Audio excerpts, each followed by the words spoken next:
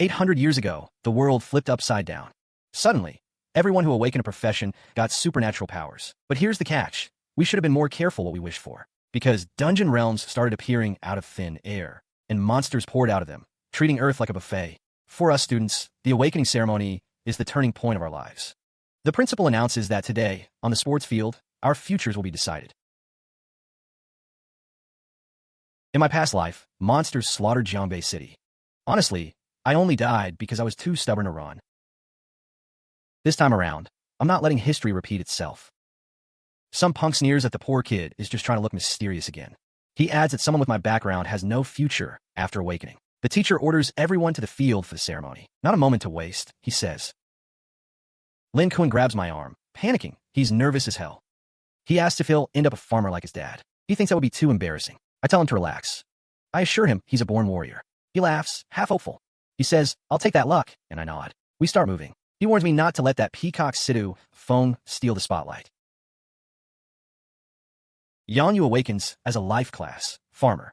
Looks like he'll be plowing fields for life. Zhang San gets life class, doctor. He mutters that he should have studied harder. He figures he'd rather be a security guard. The teacher sighs, not a single combat class from class 1 yet. He wonders how they'll compete for top honors now.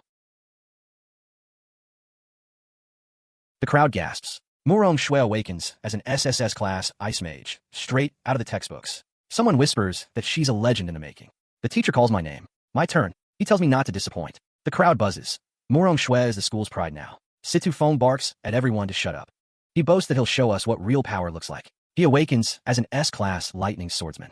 He sneers that the rest of us are trash not worthy to stand near him. He dares anyone to fight him. Li Kuei awakens as an S-class berserker knight. He immediately challenges Situ Fong to a duel. He tells him to stop running his mouth. Someone mutters that Li Kuei is just a brute. He says he'll deal with him later. I get life class, actor. The announcer sounds almost apologetic. The crowd bursts into laughter. Someone shouts that I should go beg as a clown. Another mocks me for pretending to be some awaken expert. They figure I'll struggle to even beg for scraps and scripts. They yell at me to get off the stage. The laughter echoes across the field. But I just shrug. So what if it's a life class? In my past life, I protected this city. This time, I'll do even better. The strongest check-in system activates. A prompt asks if I want to start checking in. Lin Kuan calls out to me. He says not to worry. Tomorrow he'll take me to a level 1 dungeon. He promises to level me up. He stumbles, then insists it'll definitely work. He reminds me he awakened as an A-class berserker. He tells me to wait for his call tomorrow. My check-in reward. The unique hidden class, Sword Immortal. My sword heart clears, sharp and bright. Killing above, my level grants triple experience and a giant sword. A group message pings everyone. It's an invite to a fancy hotel banquet tonight. Someone boasts that since he awakened as an S-class paladin, everyone should celebrate. He tags Situ Fong. Another kid mocks him for putting on airs. He reminds him that the last time he ganged up on me, it wasn't over. Someone warns Ming Kuei to watch his mouth. They say Situ Fong sharing his experience is a good thing. I point out that night dungeons have a 70% mortality rate, and he's still a level 0 rookie. Someone mutters that he's asking for death.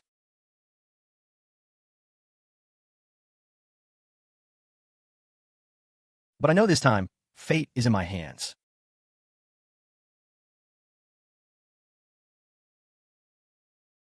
I greet Murong Shui in the morning. The principal tells her to let me protect her before the exams. He promises that low-level dungeons will be a breeze. A level 50 rare battle pet would let her stroll through the forest. I apologize to the principal. I was too excited and forgot to set an alarm. He just snorts. Situ Fong sneers that some people act like mutts just for getting an A-class. She looks at me with pure disdain. She jokes that my underwear must be on backwards. A lackey agrees with Fong. He says compared to his S-class paladin, I'm garbage. Li Kuei calls them lackeys. He dares them to fight in the dungeon. The teacher intervenes, telling everyone to get on the bus. Teacher pay, count me in. I sign the death waiver. I note that if I die, don't sue the school. Lin Kuan tells me to stay close. He says he'll come get me after clearing the monsters. I think maybe there will be a miracle. Someone scoffs, saying the trash should just wait to die. Everyone stares as Xiangbei's 3S class ice mage appears. I note that the insects and birds are acting as escorts. Someone grumbles that First High's dungeon records will be wiped clean.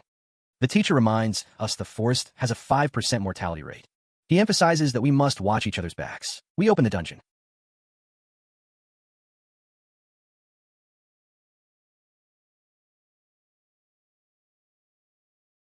I use my draw sword technique.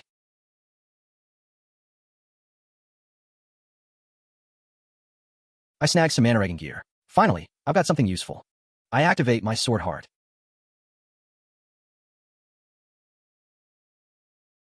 My level rises to 2. All stats get a boost, and I earn free attribute points. I dump them all into strength. Someone gasps. It's only been half an hour, and someone's already level 2? They wonder how an F class could outpace a 3S class. Principal Qing appears. He announces that Jingdu University is offering Murong Shui a direct admission. He snorts dismissively. Another principal argues that Moda University's resources are 10 times better. Someone shouts that S-class and above should go to military school. They argue over who gets Murong Shui. Someone pauses. They see my name, Yi Qing, with a rank of F. They scoff, broken.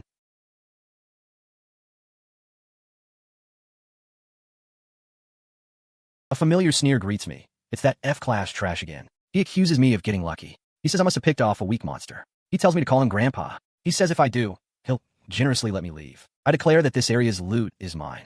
An executive stammers. He can't believe I'm here. He notices I don't even have a basic fireball spell. I think this is a prime specimen. Too bad my level isn't high enough yet. A golden sand level. 5 tiger yields 5 experience points. I get a bonus for killing above my level. I raise my golden wheel.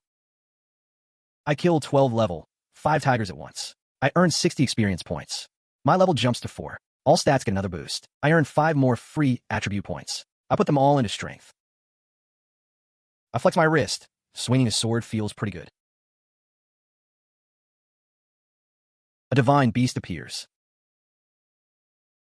I sneer. It's those annoying death stinger wasps. I mutter that we just can't avoid each other. I was just farming some wild boars, and I still run into this persistent idiot. He barks that an F-class cannon fodder has no right to speak. He gloats that I escaped the last dungeon. He says my rags will make a fine tribute for his new sword. I snap. I ask if having money makes him think he's so great. I challenge him to a bare-knuckle fight. Liqui activitas berserk articula. He laughs, asking if they're stunned now. He taunts them, saying he's leaving first. Someone stammers. What kind of freak skill is that? I ask who's there. I realize there's a scapegoat item at play. I note that the Situ family really doesn't hold back on spending. A puppet strand snaps. I think there goes one of his life-saving trump cards. He shrieks about his lightning sword. He demands to know where his new sword went. He accuses me of stealing it. He curses. I kill 30 level, 5 tigers, earning 150 experience.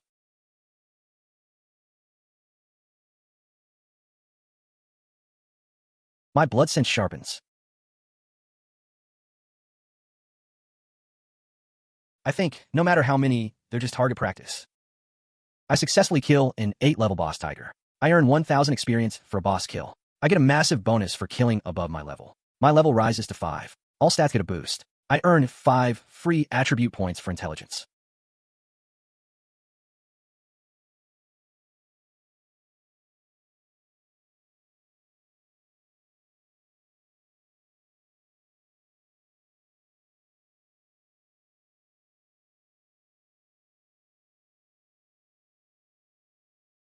I kill the 10-level final boss, the Dark Poison Python. I earn another 1,500 experience. My level climbs to 6. All stats get another boost. I earn 5 more free attribute points to assign here.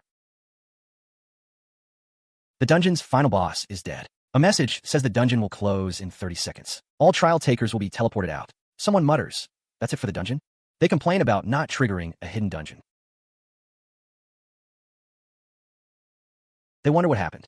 They say they just saw the boss. And then everything went dark. Someone points at the announcement.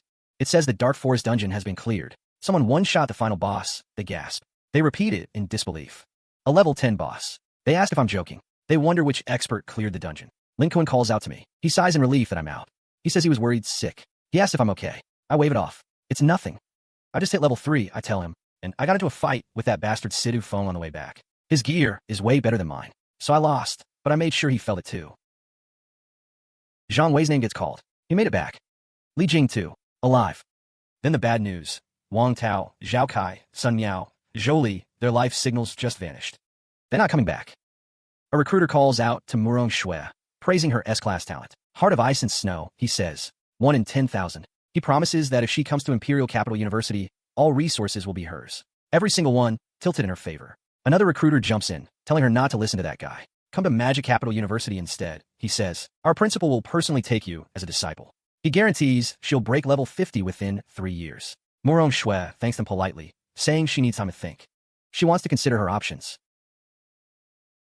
Lin Kuan sidles up to me. Hey, Yizzy. He asks who that mysterious boss killer really was. That was insane, he says, still buzzing. Then he adds that Murong Shui is seriously impressive too. Top universities are practically fighting over her. I just nod. I see. I don't trigger a hidden dungeon by accident. It doesn't work that way. This thing is the key to entering that hidden dungeon.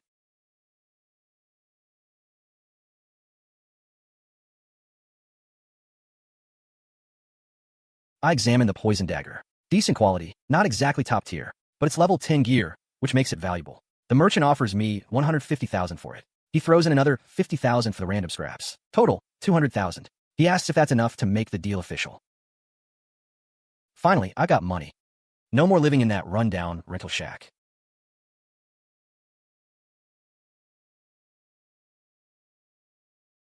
Someone calls my name. Ye Ving.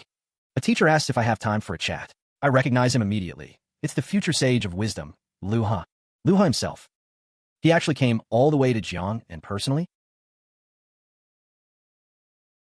Someone asks if I'm the one who cleared the Dark Forest dungeon. They guess I awakened a second class inside that dungeon. Only SSS class talent or a legendary hidden class could let a level 1 rookie gain 9 levels in a single day, he explains. He's pieced it all together. I'm the only one who fits the profile. I ask him why he didn't go to Murong Shui first. After all, she's the brightest star in Jiangbei City right now. He shakes his head. Talent isn't everything. He says she relies too much on that spirit bird of hers. Her battle pet does all the work. Her temperament still needs sharpening. He claims her potential isn't as high as mine, then asks to see my class panel. If I meet the standards of the Hidden Dragon Project at Imperial Capital University, he says, he holds up a direct admission certificate. This is yours. He stares at my panel. A hidden class, and a Lux stat of 20? He's stunned. This is impossible, he stammers. He hands me the Imperial Capital University admission guarantee anyway, but warns me that I still have to take the college entrance exam. Apparently, it determines the school's final resource rating for me. I notice it again, that calm, commanding presence. She doesn't act like an 18-year-old girl at all. More like the old dean sitting at the heart of the academy.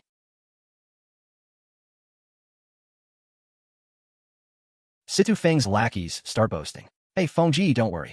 They say they're heading to Cloud Mist Mountain. They went out of their way to hire a level 30 professional. A real expert leading the team. Lin Kuan calls out to me. Hey, Yeezy, you okay? He looks worried. I overhear Situ Feng talking nearby. Isn't this our great genius Yi Qing? He sneers. Why are you still coming to school? I heard you got expelled, he taunts. Lin Kuan snaps back. Situ Feng, you're full of crap. He mutters that the homeroom teacher will be here soon. Situ Feng wouldn't dare start anything in front of her. A teacher calls for all combat class students to gather. She makes an announcement. There are only 10 days left until the college entrance competition. We can either follow the school's arranged teams or form our own groups. We just need to come back the day before the exam to register. One of Situ Feng's lackeys whispers, asking if he should find chance to take out those two guys while we're in the wild. Situ Feng shakes his head. Lin Kuei has some family background. Too risky to touch him. As for Yi Qing, he snorts dismissively. He says he'll use his family connections to make sure I can't even take the college entrance exam. He pulls out his phone. Hello, Uncle Wang. It's Situ Feng calling. I need a favor, he says. Qingdu University, the top school in the country. A place full of hidden dragons and crouching tigers. More importantly, their internal exchange system has a class advancement card. Gold legendary quality. It can boost my class rank directly to SS grade. I need that item, no matter what. I have to get my hands on this thing.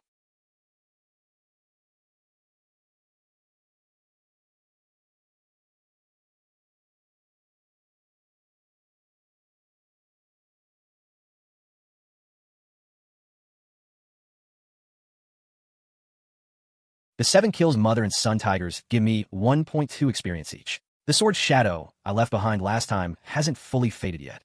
Perfect timing to let it clean up these minor nuisances.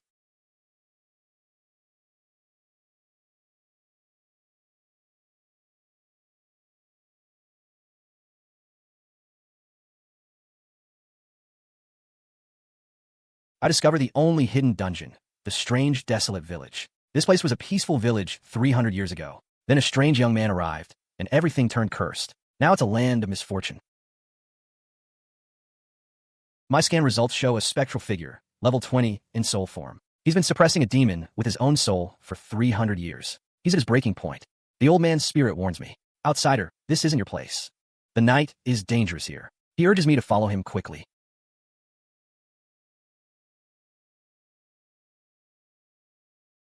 He says he can feel his soul power fading. He doesn't have much time left. He points to 3 items on the table. His lifetime collection. He tells me to pick one. Then he'll use his last strength to send me out. I remind myself to seek out a high-level professional as soon as I get out. They need to come here and finish off the sealed demon completely. I remember what Teacher Lu said. This beginner dungeon had a level cap of 10 to enter. As a dungeon hidden inside another, the rules should be even stricter. I figure the restrictions will only get tighter. I tell the old man that fate has sealed our path. He sighs, so this is how it ends. He says, I've been trapped here for 300 years as a restless spirit, and I can never find release. My divine deduction ability was right. This round stone is a divine beast egg. I scan the items again. Result, Dragon's Roar Sword, Gold Legendary. Level 50 requirement. Adds 450 strength and 1,200 physical attack. Comes with skills, Dragon's Roar, Dragon Shadow Slash, and a broken Immortal Slaying Gourd. Mythic grade skill, Baby, Turnaround. Note, reparable. As for the pet egg, unknown attributes. It's actually an Immortal Slaying Gourd. Even broken, it's still mythic grade equipment. Its skill, Baby, Turnaround, is a one-hit kill that ignores level and defense. If my sword heart is clear enough to lock onto a target, the damage would be insane. The old man sighs again. 300 years of suppression, all for nothing. I tell him I can kill the sealed thing for him. But I want all 3 items. Kill it, he scoffs. Young man, don't talk big. Then he waves his hand. Forget it, forget it. Take them all. I have no hope left anyway. I scan our first foe, Eerie Scarecrow. Level 10, health 1,000. Attack 50, defense 120.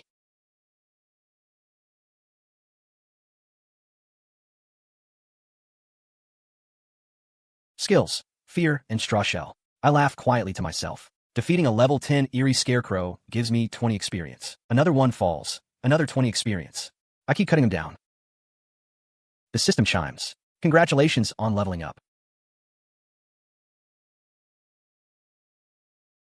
Current level, 7. All stats increased by 3. I also get 5 free stat points. I gain 20 experience points, slow but steady.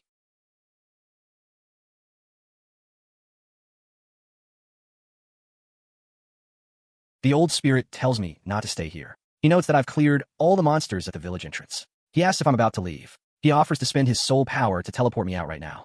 I stop him. Senior. I want to hear what really happened here 300 years ago. He begins. 300 years ago, this was still called Peaceful Village. Until one day, a richly dressed young man arrived. I urge him to continue. I want to know the full story. He sighs deeply. 300 years ago. I want to hear what really happened here 300 years ago. During a mission, I was accidentally caught in a spatial rift and transported here. Back then, Peaceful Village was already controlled by a level 70 legendary boss. The Death Demon Pearl. Every villager had been turned into mindless puppets. I fought hard and managed to seal it, but I also caught its curse. My soul has been trapped in this wooden cabin ever since, unable to move on. I look at the items, and these. He explains that the Dragon's Roar Sword and the Immortal Slaying Gourd were his equipment in life. As for the stone egg, he found it here after being trapped. He studied it for over 100 years, but could neither attack with it nor see its stats. He only felt that it was somehow extraordinary. I learned that his soul is forever trapped inside this wooden hut. No escape, no rebirth, just endless stagnation. He gestures to the pile of items beside him. The Dragon's Roar Sword and the Immortal Slaying Gourd were his equipment in life, he explains. As for that stone egg, he found it here after being trapped. He says he studied it for 100 years without figuring it out. I buy 3 bottles of high-grade antidote potion overnight. I can't attack it. I can't see any of its stats either. Still, something about this guy feels off. The old man tells me to hurry. The seal won't hold much longer. He says he can burn his last bit of power to teleport me out of here. He urges me to leave this cursed place behind. I shake my head. No need. I took his gear, so I'll finish this for him. I tell him I'll set him free. I scan it. The result comes back. Demon or puppet. Level 15. Health, 5,000. Attack, 85. Defense, 150. Skills, slow, defense plus 15%, and poison. Touch it, and you bleed HP every second. That's 35 points per tick for a full minute. It's a puppet. As long as its core isn't destroyed, it heals fast and takes 20% less damage. Yeah, that's annoying. But my sword heart is clear. Defense and damage reduction? Please, that's the one thing I can see right through. Perfect counter for this stage. The system chimes. Cross-level kill. I just took down a level 15 demon boar puppet while at level 7. Experience plus 60. I get a poison spider leg guard. Purple quality, 1 piece. Plus 3 antidote potions. And it's part of the earth spider set. Looks like every monster in this village drops a piece of a full set. Nice. Congratulations, I level up. Current level, 8. All stats plus 3. I get 5 free attribute points. Same as always. I dump them all into intelligence. Combine that with the shield set I'm wearing, and the effect triggers. The poison spider set activates. 3 out of 5 bonus. All stats plus 50, plus poison damage on attack. It applies a nasty dot. 50 HP per second, for a full minute. I scan the next target, a toxic demon hawk, elite, level 20. Health, 8,000. Attack, 145. Defense, 80. Skills, demon shadow, speed plus 80%. Demon wrath, damage plus 25%, plus a poison that ticks for 65 HP per second. And it stacks. Good thing I have my draw sword technique. I kill it, a level 20 elite, several levels above me. Experience plus 1,200. I get a blood spider dagger and a purple speed potion. That potion lasts 30 seconds. Am I immortal slaying gourd? Baby, turn around. Also takes 30 seconds to charge. Perfect combo. That level 70 legendary boss should be easy pickings now. Then the system pops up. You have entered a hunger state. All stats decreased by 10%. Seriously? There's a hunger mechanic too? I completely forgot about that. I ask Uncle Jean, is there anything to eat in this village? He points south. 3 miles away, there's a grove of fruit trees. He says the wild fruit there is edible.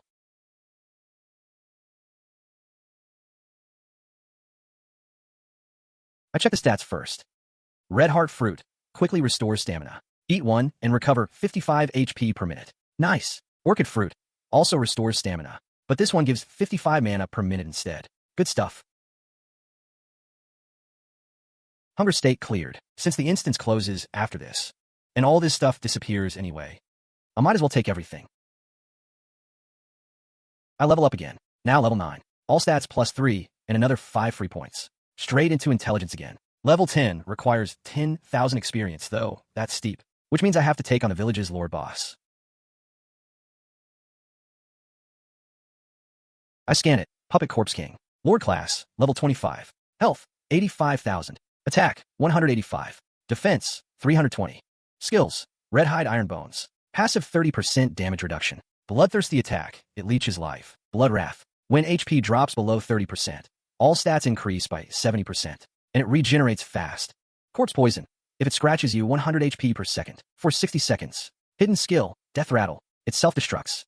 320 defense and 30% damage reduction. Plus a self-destruct? That's tough. I'll need to keep my distance. But with my clear sword heart and draw sword technique.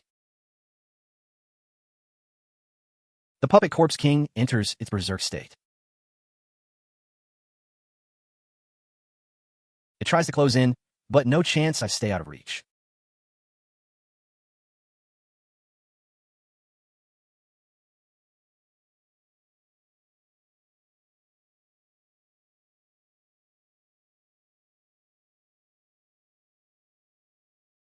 A Lord Boss sure is generous. I get a skill book, copper skin, iron bones, purple quality. Poison spider leather armor, pink quality. Special equipment, puppet book, purple. A berserker potion, purple, and a poison staff, also purple. That passive 30% damage reduction skill book is exactly what I needed to shore up my weak defense. I learn it. The pink gear is still part of the poison spider set. Now I have 4 pieces. Set bonus April 5th activates. All stats plus 80. All resistances plus 20%.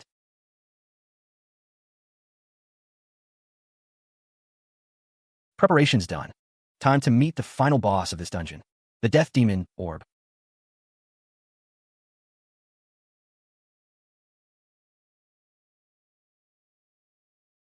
The old man warns me to be careful.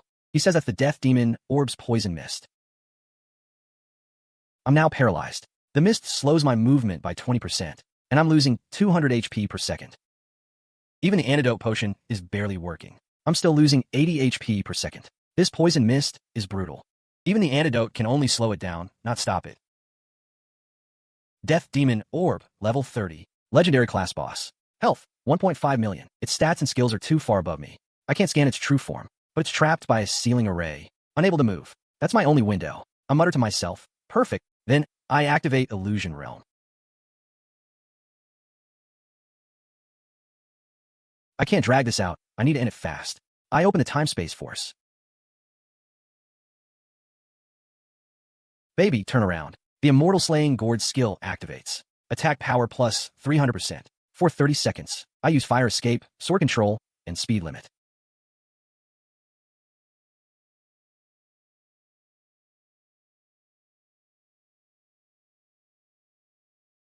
Mana is running low. I pull back. I enter a meditation state. Mana recovery speed, plus 300%. It's over. Draw sword. I switch to sword change. No backing down now. Congratulations. I've successfully slain the legendary boss, Death Demon Orb. Experience gained. 800,000 points. I've cleared the one and only hidden dungeon, the Forsaken Village. Reward. All stats plus 5. The dungeon closes in 10 minutes. I'd better grab the loot fast. The old man thanks me, says I'm a powerful adventurer, and he can finally rest in peace. Quest complete. The village chief's last wish. Reward. All stats plus 5. I also get a special effect. Forsaken Village series equipment. With a level requirement reduction of 10. That's right. Mine is 10 levels to equip. Which means I can wear my Poison Spider set right now.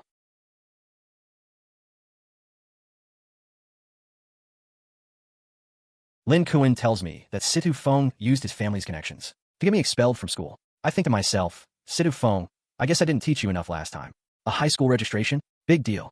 Lost it? So what? I got a recommendation to Kyoto University. Who cares about that place?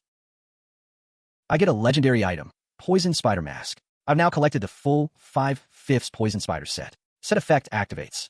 All base stats plus 100. I gain the set skill, Death Demon Shadow. When activated, I get 80% damage reduction for 15 seconds. Cool down, 80 seconds. Fair enough.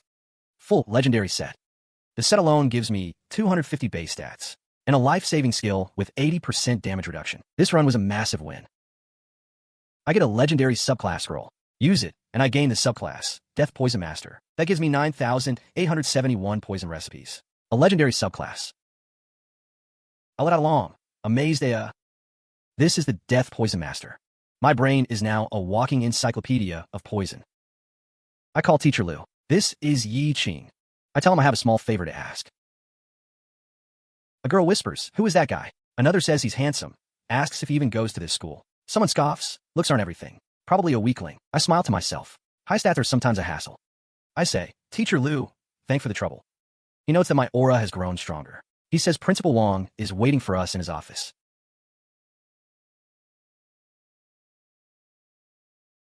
Principal Wang greets Teacher Liu with exaggerated courtesy, saying he should have been informed earlier. He looks at me and says, Yeving.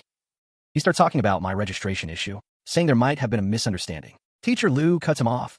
No misunderstanding. He says plainly, "That's why we're here today." Principal Wang orders my school records reinstated. He also wants me to take this year's college entrance exam. Teacher Liu stammers that this is really hard to arrange. He says the official documents have already come down. It's the Situ family pulling strings. Apparently the Situ family now has influence over education. Principal Wang sighs. He doesn't want to repeat himself. He announces that I, Qing, have awakened. A hidden profession no weaker than SS class. He tells them to help me re-enroll. Someone mutters, "A hidden profession on par with SS class?" Teacher Liu quickly agrees with Principal Wang. He says he'll have it processed immediately.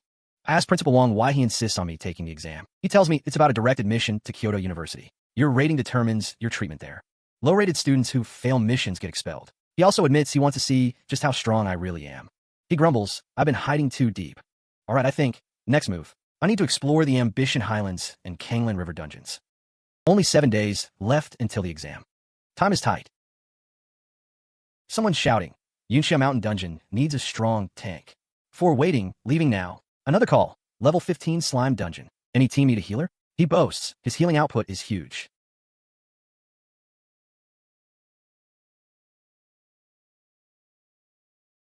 Entrance fee is 150,000 per person. I swipe my card. Payment successful.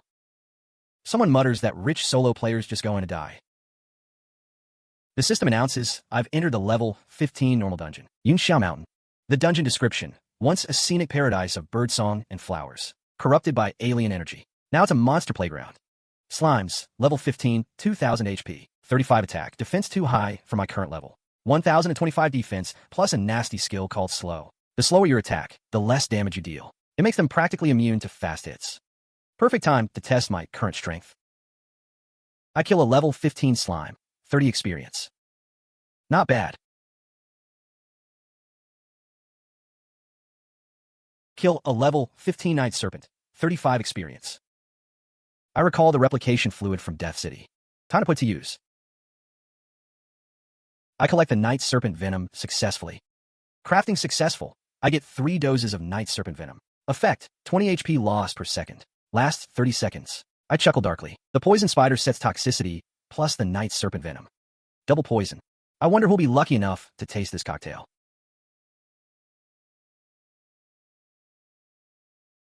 A sycophant praises. Young Master Feng is amazing. He notes that others have to grind monsters like dogs, but Situ Feng just lounges around. Situ Feng smirks, of course. If money can solve a problem, why lift a finger? He asks rhetorically. The lackey nods eagerly. Then he leans in. He asks Situ Feng about that Lin Kuan guy who dared to talk back. Are they really just letting him off? Situ Feng laughs. Let him off? He plans to drag Lin Kuan into a dungeon during the exam. Make him miss the test entirely. He wonders, then how will Lin Kuan act tough? Situ Feng, talk about crossing paths in a narrow alley. Those two are hired mercenaries from the Situ family. Both level 30 professionals. I know I can't take them head on, and I have to stay hidden. Then an idea hits me. First, use the Wraith necklace to lock onto Situ Feng's position. Then summon a puppet. Lure those two level 30 thugs away. Finally, strike with Sword Scar Assault. 1 hit, 1 kill. Situ Feng, your good days are over. The system confirms the skill is activated. Target locked. Situ Feng. The game begins. Situ Feng yells, what was that? He screams for his guards to protect him. One mercenary sighs. This young master is impossible. The other tells him to shut up and do the job for the money. They use a taunt skill. They try to lure the puppet away. They don't want to hurt their precious client. I whisper, wind. Target. Situ Feng confirmed. I activate the death puppet. He's teleported 20 kilometers away.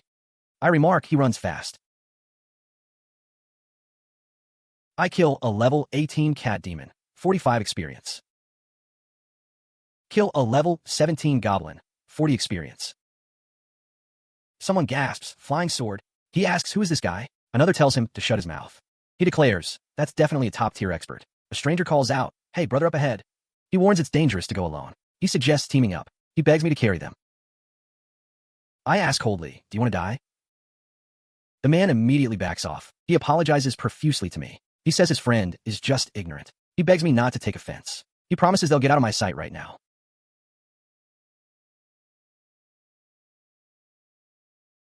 Situ Feng demands, who the hell am I? He threatens. He's a Situ family member. I lock onto him again. I activate a replacement death puppet. He's teleported to the summit of Yunxia Mountain. I note, he has 3 death puppets left.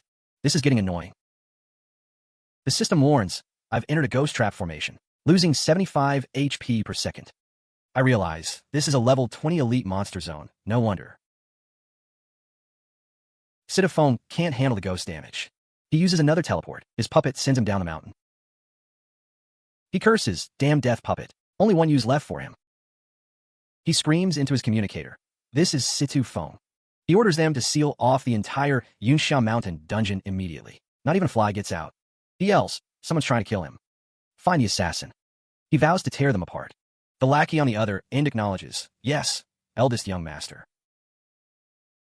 I think I have to break this formation. I spot a rare material in willow branch, a key ingredient for the Crimson Sun Pill. Taking it reduces ghost damage by 75%. The solution to escaping this trap. I found it. Crimson Bloodbone is pure yang and evil. Willow Branch is pure yin. Using my Death City replication fluid to balance them. It should neutralize the Ghost Valley's cold aura. First poison crafting attempt fails. Materials destroyed. Second attempt fails too. More materials lost. I grumble. The game has some serious hatred for me. Success. I craft Ghost Blood Powder, blue tier. Effect. Lose 15 HP per second. Lasts 1 minute. It neutralizes 90% of ghost damage. The ghost damage drops significantly.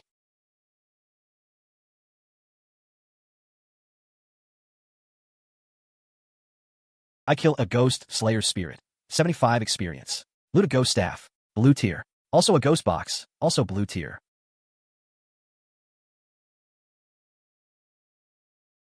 A major win. Congratulations. I craft a perfect Ghost Blood Powder. Purple tier. Lose 20 HP per second. Last 5 minutes. Can absorb Ghost-type creatures. Restores my HP and mana. This is my moment. Status prompt. Sword Heart Enlightenment activated. Sword draw. Flying Sword. Phantom Sword.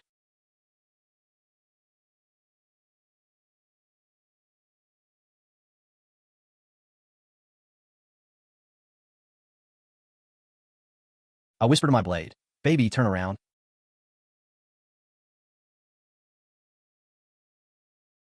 The boss triggers its passive. Evil art about to revive. It's coming back to life. I scoff. Useless.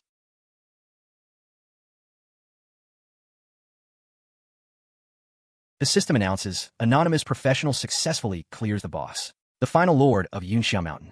Ghost Willow King. The dungeon closes in 60 seconds. All professionals must leave immediately. Players panic. What? Ghost Willow King is dead. They can't believe it happened so fast. They realize it took just seconds. A one-shot kill. They wonder which level 50 big shot came here for fun.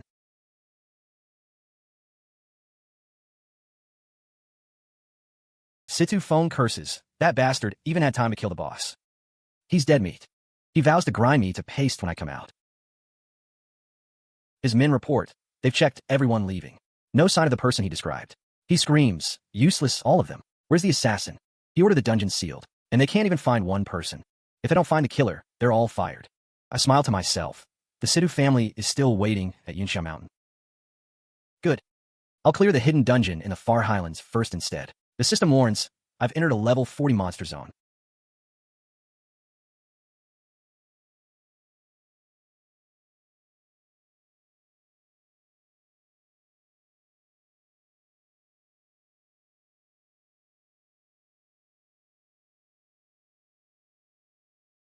Snow Giant Habitat. Other players scream. It's the Iron Mask Man. They try to run, but they're trapped. They realize that's a level 40 elite. I whisper to my sword.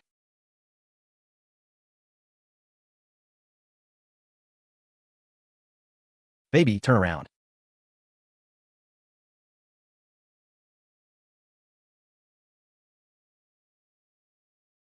I killed a level 40 elite Ironback Giant Ape. I snag 80,000 experience points from that kill. The system chimes. Congratulations, I level up. I'm now level 12. I get 10 free attribute points to spend. The loot includes the Giant Ape Heavy Armor set, the full package.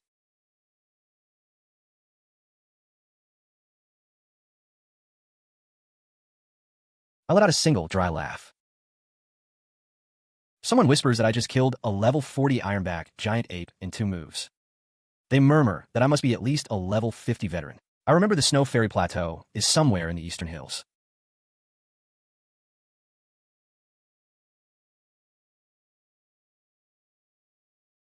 I discover a hidden dungeon, Star Hidden Plateau. It's a level 30 hard mode instance. The system warns that monsters in this dungeon come from beyond the sky. They look bizarre and alien. It tells all awakened to explore cautiously. I mutter, finally found it.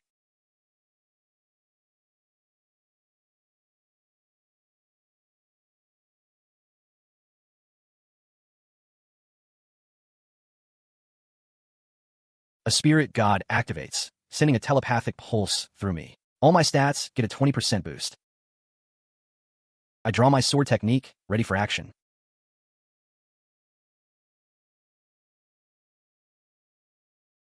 I kill a stone spirit and earn 120 experience points. Another stone spirit falls, netting me another 120 experience.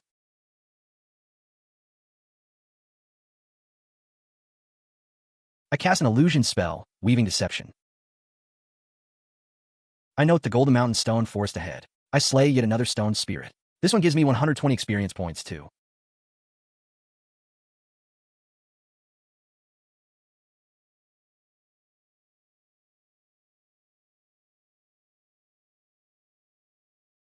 The enemy tries to use a skill. I think, too late, I switch to sword technique.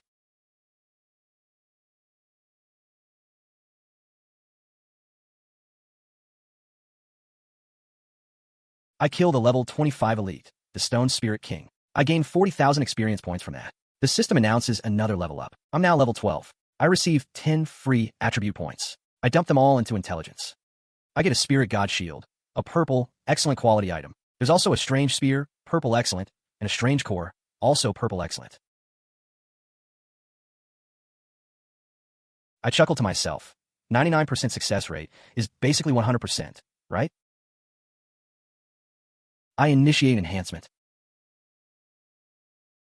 The enhancement succeeds. My Poison Spider Mask is now +1. All base stats increase by 30. Skill attack power goes up by 1%.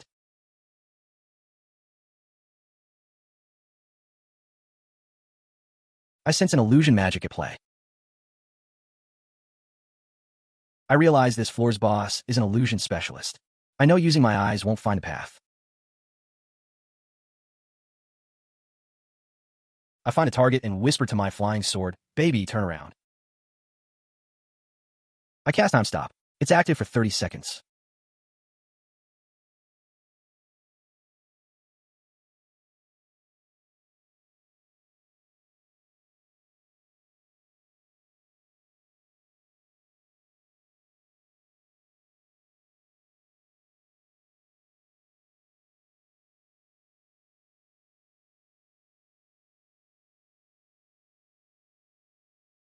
I figure the heroine boss should give juicy experience, so I use the 8 trigrams technique.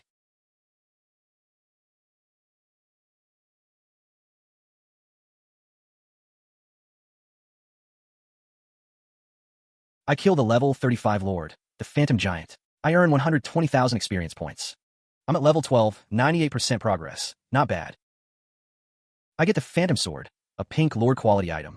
There's also a Starlight Spear, purple excellent, and a Phantom Core, pink lord quality. I score a Phantom Potion. It's pink lord quality too.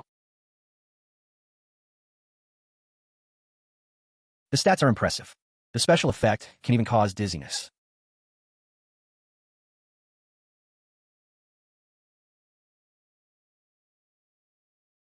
I note that 0.5 seconds of stun in a top-tier fight. That could decide life or death.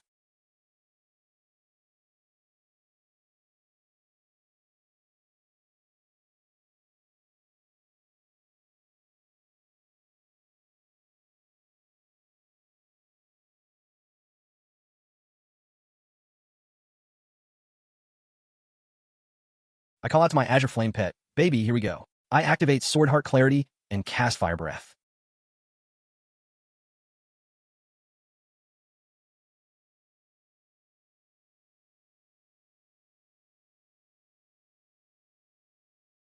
I kill a Grey Goblin and gain 130 experience. Another Grey Goblin falls, another 130 experience. I kill one more Grey Goblin for another 130 experience. Congratulations, I've reached level 13. I get 5 free attribute points. I sigh with relief, finally level 13. I put all my points into intelligence. The Immortal Slaying Gourd's repair value increases by 0.2%. Current repair value is now 0.5%.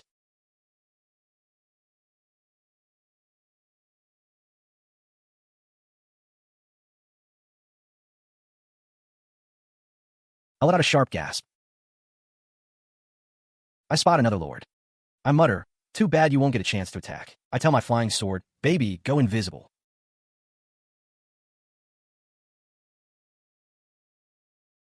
I kill the level 35 lord, the Tortoise Rock Giant. I gain 140,000 experience points. Not bad. My experience is now at 13th level, 81%.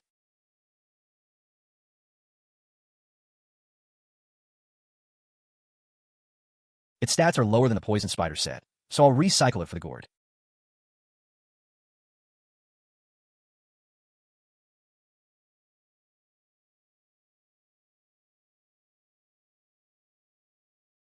I begin another enhancement.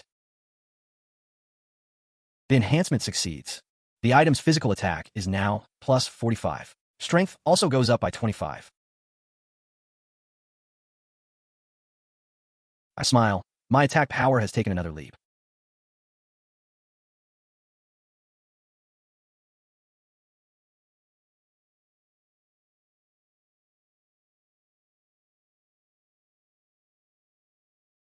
A powerful pressure hits me like a wave. This is a legendary tier boss.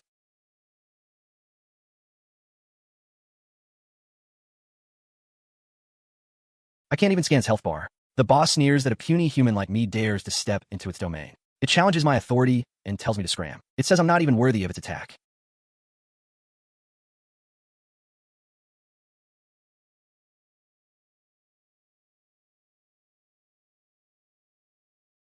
I scoff back that it's just a mere Ghost Clan member.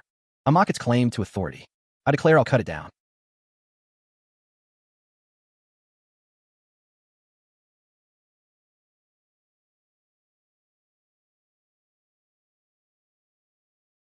The boss sneers that this and is finished.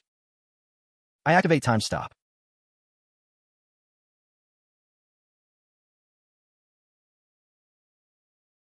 I whisper to my sword, baby, turn around, and cast Phantom Heaven technique.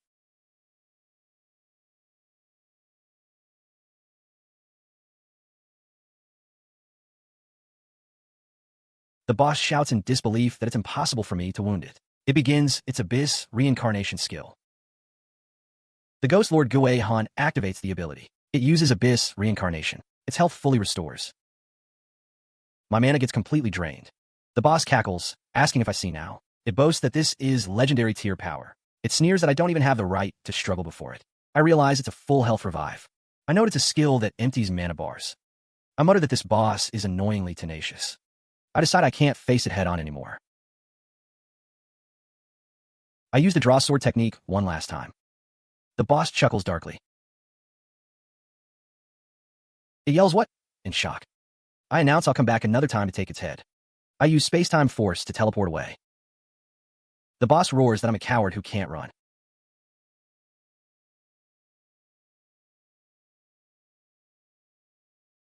The timer runs out. Time's up.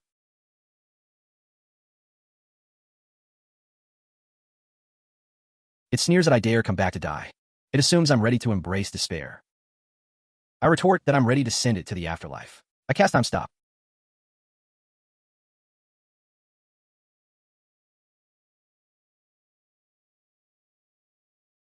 I whisper, baby, turn around, and activate Illusion Realm technique.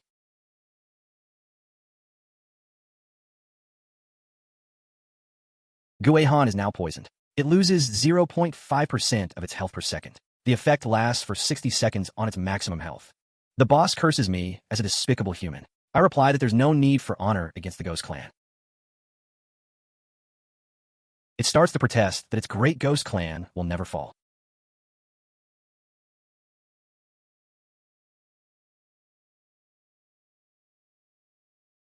I step back, satisfied with this harvest. I recall what the Kunlun record said. The spatial coordinates the Ghost Clan uses to locate this world are hidden inside the throne. It's stashed within the throne.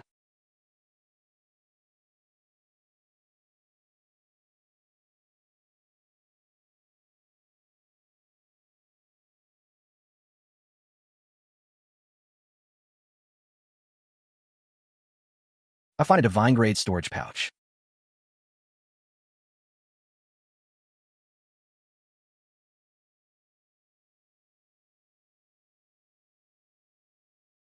Someone in the distance shouts to look at the meteor shower. Awe fills the crowd. They call it magnificent.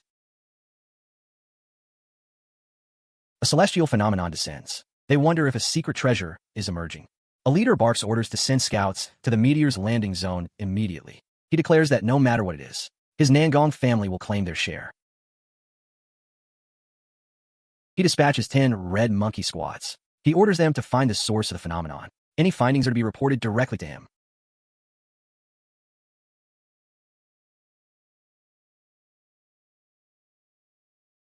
From today onward, I decide. I name my new pet Little White.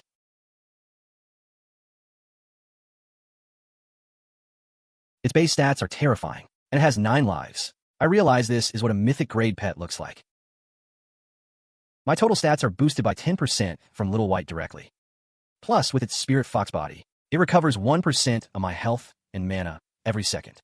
I think this is basically a mobile, eternal fountain of life. The system announces I've leveled up to 15. It urges me to complete the class change quest soon. My check-in system has stored 1.87 million experience points. At level 15, it's time to change my class. But before that, I take stock. Not bad. My base attributes increased by 90 points. And my skill damage went up by 3%. I learn a new skill, Death Resist. When health drops below 30%, I can spend 50% of my mana to instantly restore all health. With this skill, I basically have an extra life. A subordinate reports to the family head that their people have reached the Meteor Plateau, but the dungeon entrance has already closed. They can't enter. The family head muses that a celestial phenomenon means nothing ordinary has appeared. He orders them to wait outside if they can't enter. He tells them to wait. He reasons that something powerful enough to cause such a stir must mean the dungeon has been cleared. The one who cleared the hidden dungeon will have to come out eventually. He issues a command. Set up camp at the entrance. Keep a close watch. I want to see who dares to touch what I've claimed. An intelligence officer reports to the family head that today, over 300 venturers left the city heading toward the Meteor Plateau. A list has been compiled. The family head orders them to check each one, whether by coercion or bribery. They must find the one who cleared the dungeon. He says to offer that person a position as a guest elder in the Nangong family, with access to all resources. The subordinate asks what if that person refuses. The family head coldly orders them to make them disappear forever. He declares that if the Nangong family can't have it, no one else will either. I walk away, saying to Little White, "Come on, kid, I'll take you somewhere nice." All the major powers in Jiangbei City are distracted by the phenomenon on the distant plateau. That works perfectly for my next big move. In my past life, the first growable weapon, the Scarlet Dawn Sword, was obtained by killing that heaven-reaching giant ape upstream of the Qing River. I have to get there before the beast tide erupts, and before the era is alerted. I need to get the red feather sword before the beast tide breaks out, and before any major power catches wind of what I'm doing. If I miss this window, I think to myself, there won't be another chance. It's now or never. Qing River, here I come.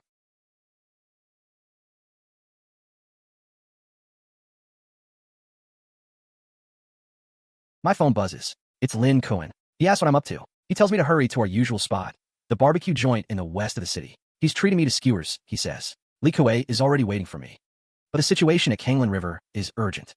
Still, Lin Kuan was good to me in my past life. I owe him. Skipping a meal for that feels wrong. I tell him I'll be there soon.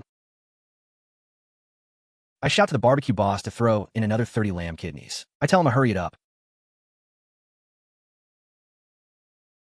Lin Kuan spots me and calls out. He grins, happy I made it. He comments that my pet looks way too fancy. He calls it tiny, fluffy ball. He teases that it's as delicate as a little girl. He boasts that his wild boar king is way more impressive. He reminds me that the big exams are coming up. He insists I stay at school and not go home for a while. He's worried about Situ phone pulling something shady. He warns me the guy will use any dirty trick. He yelps as I slap some gear onto the table. He gasps, asking if I just robbed an entire dungeon blind. He stammers, wondering how much all of this is worth. I tell him it's a full set of level 10 blue gear, plus a few purple pieces ranging from level 10 to 35. I tell him to use them for now. He shakes his head frantically, saying he can't accept. He insists it's way too valuable. He says he can't take it. I tell him to keep it. Between us, there's no need to pay me back. A scream rips through the night. Monsters. Someone yells to call the police. Someone yells to call the security team. Like that's gonna fix anything. I shout for the beast to stop hurting people. I summon my wild boar king.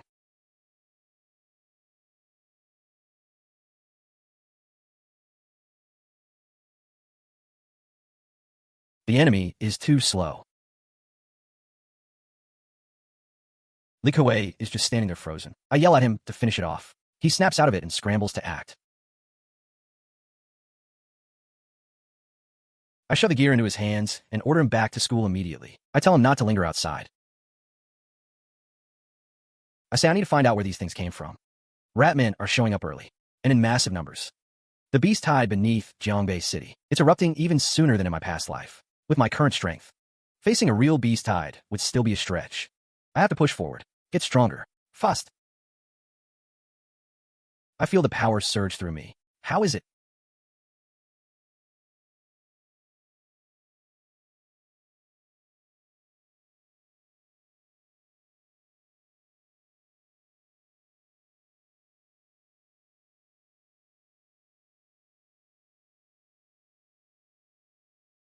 This is the kind of strength I need. Good. Situ family, Nangong family. You better not get in my way. That direction leads straight into Situ territory. Interesting. For now, priority 1 is getting the Qinglan to claim the Qishao sword. Before that, I still need to make some preparations.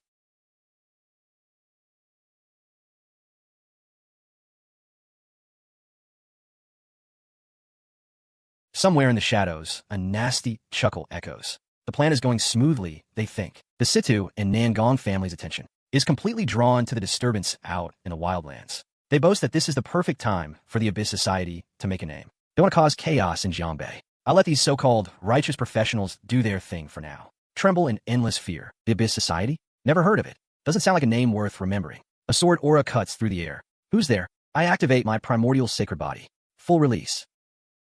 One of them demands to know who I am. He feels my power and his voice wavers. He accuses me of being a high-rank illusionist, which is almost flattering. He can't believe it's real. I look down at the loot. A level 50 elite monster, and it drops this garbage?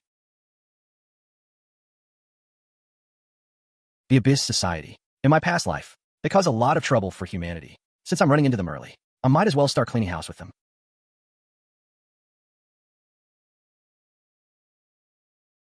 Perfect timing. I can use them as fuel for my growth. The system chimes. Gourd of Immortal slaying repair progress plus 0.1%. Repair progress plus 0.2%. Repair progress reaches 1%. New skill unlocked. Immortal slaying flying knife. The skill ignores all defenses, dealing 1,800% physical damage as true damage. Cooldown 8 hours. True damage that ignores defense. Another ace up my sleeve. Good. In the equipment shop, the dealer asks if I'm buying or selling. He waves off a plain blue item. He tells the owner to take it somewhere else. He says not to waste his time. Then he spots the purple gear, and his eyes go wide. He wonders which big shot is cashing out today. He examines the pieces. He mutters that any one of them would take years for him to afford. He immediately switches to groveling, calling me a VIP customer. He apologizes for not recognizing my stature. He promises to appraise everything immediately. He swears he'll give me the best market price. He calls out to me as I'm leaving. 9 million, he says, already transferred to my anonymous card. He begs me to come back if I ever have more goods. A passerby whispers to his friend, asking if they've heard. He says last night late, the Situ family got into a fight out in the wildlands. Word on the street says a fight broke out with some out-of-town families. His friend says he heard. Apparently, they were fighting over some treasure. Apparently, there was a strange phenomenon in the sky over there. Now the entire area outside the city is sealed off. The Situ family's treasure hunt is none of my business. My priority is still the Qinglan River. But the Qinglan dungeon is under Nangong family control. The entry fee alone is 800,000. Plus, I need water-avoiding pills to breathe underwater. Good thing I've got the cash now. The system announces that my pet, Xiaobai, has activated her Tenfu, the solar lunar art. She's absorbing the essence of the sun and moon. Her level rises to 1. Xiaobai's stats jump by 50 across the board, and her charm stat goes up by 100. The little one is growing fast. I'm not afraid of those families, but now isn't the time to pick a fight with them. I activate the time-space power, feeling the familiar hum. I conceal my aura.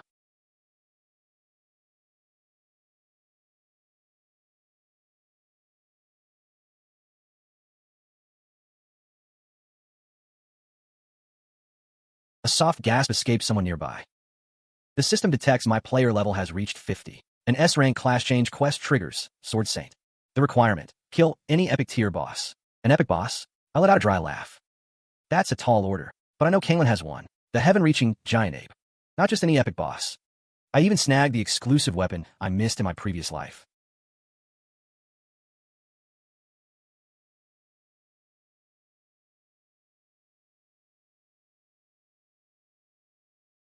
At the dungeon entrance, a clerk greets me politely. I consider entering the Kanglan family dungeon. He holds up a pill, boasting its top-tier quality from the Nangong family. He guarantees it'll let me move freely underwater. 50,000 per pill. He asks how many. I say 20, plus 1 entry ticket. He does the math. He confirms the order. 20 water-avoiding pills, 600,000. 1 entry ticket, 200,000. Total, 800,000. He says he's already rounded down for me.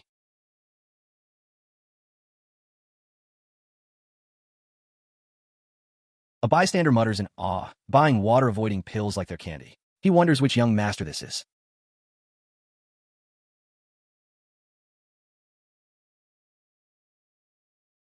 I pat Xiao by and promise not to stuff her into the pet space next time. I tell her she can stay out and swim with me. A young woman nearby complains to her attendant.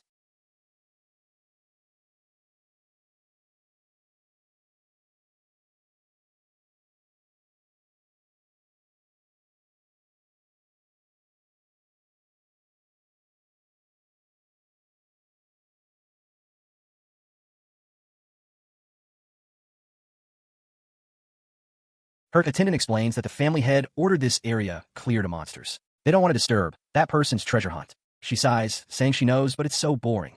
Then she gasps, pointing. She squeals at the sight of an adorable little fox. It's pure white, she coos. She calls out to me. She asks if my little fox is for sale. When I ignore her, she begs to at least pet it. I speed up, leaving her behind. She stomps her foot, annoyed that I ran off so fast. Her attendant warns her that I'm probably not ordinary. He notes my speed underwater and the fact that I'm alone. Looks like it's just me, the lone wolf. She pouts, saying, so what if he's SS class? She asks if he's cuter than her little fox. I leave them behind and focus on the hunt.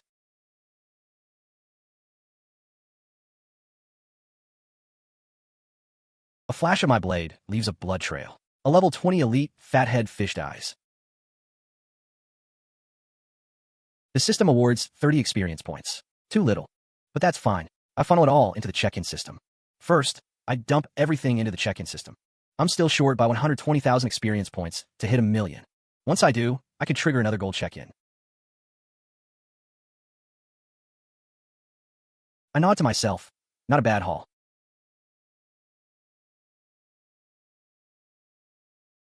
I've pretty much maxed out farming experience here. Next, I need to track down the 5-colored koi. It'll drop that special item that boosts luck stats. After that, I'll go face the Black Iron Giant A commander. I notice a sword scar carved into the stone.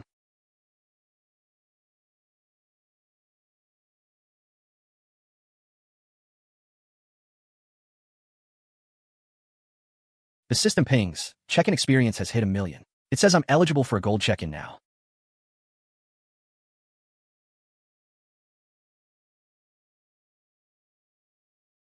I mentally command the system to check in.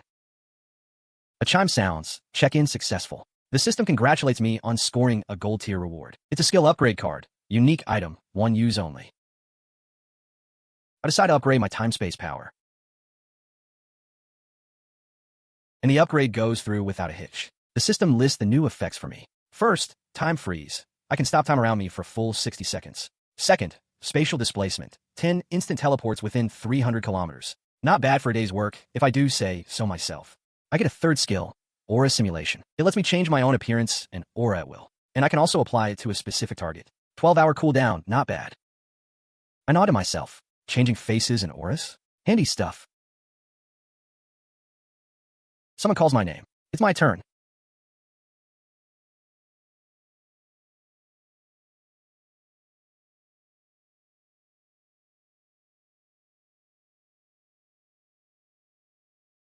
A notification pops up. My pet little white has hit level 10, and she's unlocked a bloodline effect. Celestial Fox transformation. Great timing. I muttered to her, not now, little white. Wrong moment. Nearby, someone groans about losing money today. He complains he didn't even earn back the 500 gold entry fee. Another voice agrees, sighing heavily. They grumble about the monster drop rate being terrible. After hours of grinding, not even a single blue item dropped. A total waste of a trip, they say. Someone else whines about how boring everything is. He complains he didn't even run into a single rare monster. Then one of them shouts and points. Look over there. He's amazed by how fast someone is clearing mobs. Another person remarks on the flashy sword strikes. He decides the swordsman must be a top-tier professional. But a servant next to a young lady counters that the guy's aura feels ordinary. She guesses it's just a flashy skill effect. She adds that the strong expert her family sent is almost here. They're supposed to investigate the source of the beast tide. She suggests they retreat for now, to avoid any unnecessary trouble. The young lady rolls her eyes and mutters, Fine, fine, you're so naggy. I check my system. Experience saved successfully.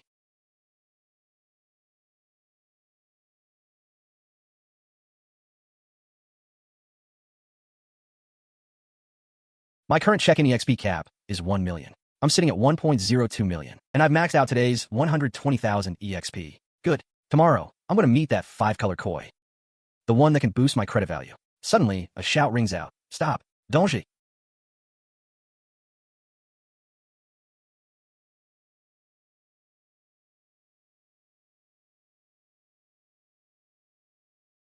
Someone warns that something is approaching. A beast tide from the riverbed is about to erupt, but a group of thugs just laughs, calling it a bluff. They figure if they kill the koi, they'll get lucky gear. Then no beast tide will scare them. They rally each other to keep pushing. They're certain the koi's health is almost gone. Whoever lands the killing blow gets Fu Yuan's luck boost. I step in and yell, Stop. All of you, stop right now. A young woman announces she's the third young lady of the Nangong family. Her name is Nangong Ro, and she orders them not to hurt the koi. I give Little White a command. Go. She yelps in excitement.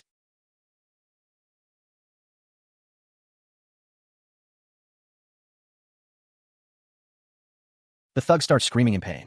One of them gasps about the poison. It's incredibly strong. His health is plummeting fast.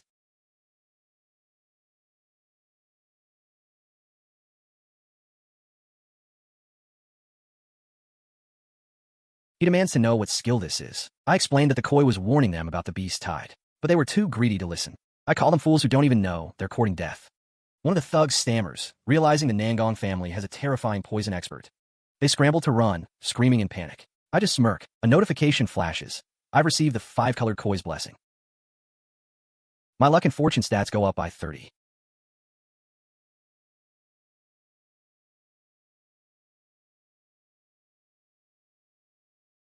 It lasts for 24 hours. 30 luck points? Not a bad start. The young lady, Nangong Ro, offers me a potion. She says it's a high-grade life potion to help me recover. She thanks me profusely for saving her. To repay me, she offers to take me to her secret cave. She claims it's filled with treasures she's collected over the years.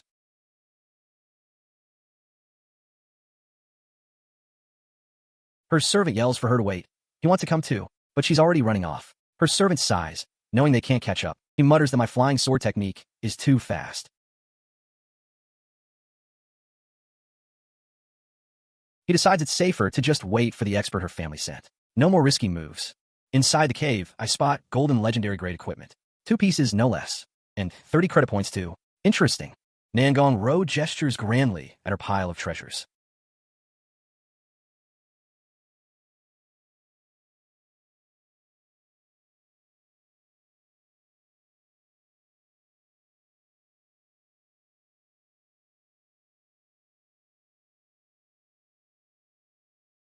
She tells me to take whatever I want. I pick up a Yun Tian necklace, legendary, level 20. It adds 180 intelligence and 180 agility. Perfect for a magic-based build.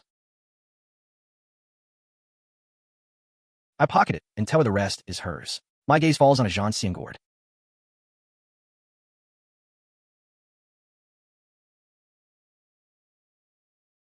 It absorbs equipment, and its repair value climbs from 1.23% to 1.2%. Nangong Ro finally catches up, panting. She looks around and scoffs, unimpressed. She mutters that this cave is nothing compared to her family's vault. Then she calls me a cheapskate. A new voice joins us, a woman's deep and authoritative. It's her mother, surprised to see the legendary 5-colored koi is real. Nangong Ro exclaims, Mom, you came just in time. She warns that a beast tide is about to erupt upstream. Her mother's expression turns serious. She notes that the Tsanglan River is Nangong family property.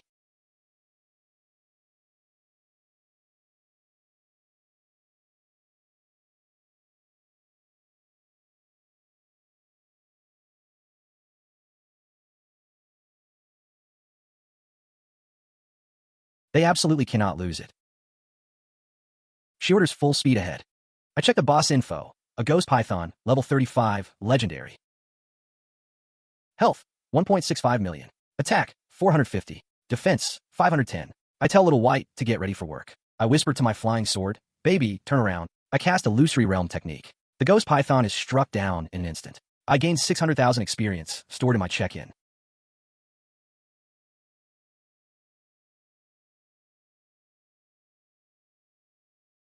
Little White levels up to 15. She's now at my level cap. The Zhanxian Gorge repair progress increases. And it unlocks a new function, auto pickup.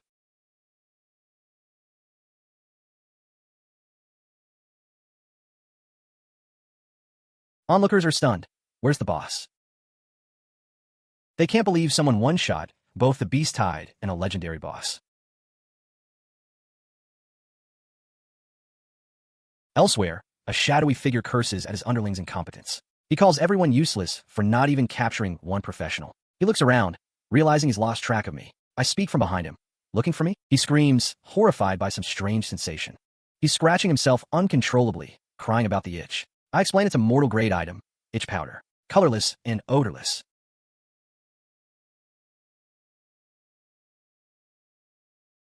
Once it touches you, it feels like a million ants biting your heart.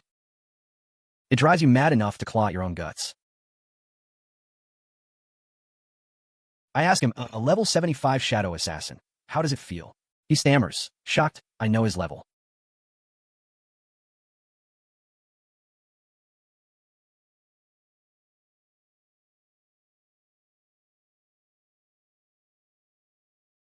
He begged for mercy, promising to talk. I demand to know who sent him. He gasps out the Abyss Society.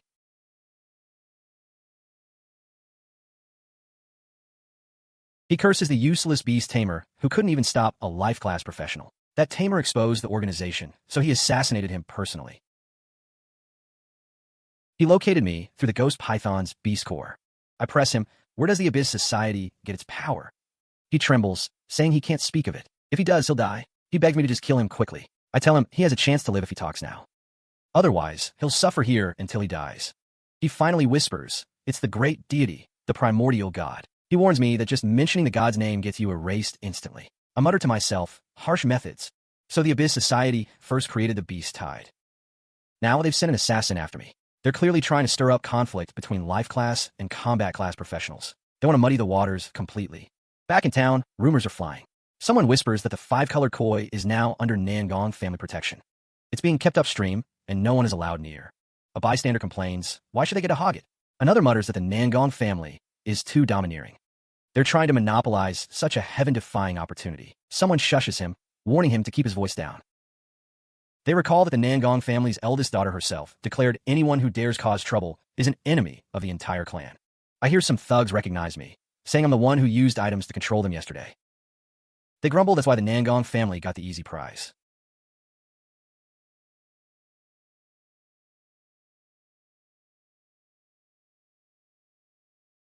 One of them scoffs that it's just a control item. He's sure there's a way to counter it. He boasts he bought 3 bottles of high-grade antidote potion overnight. If I try anything again, they'll teach me a lesson. Another speculates that I must have more treasures on me. They decide to tail me. They plan to take me out inside a dungeon, where no one will know. But I'm way ahead of them.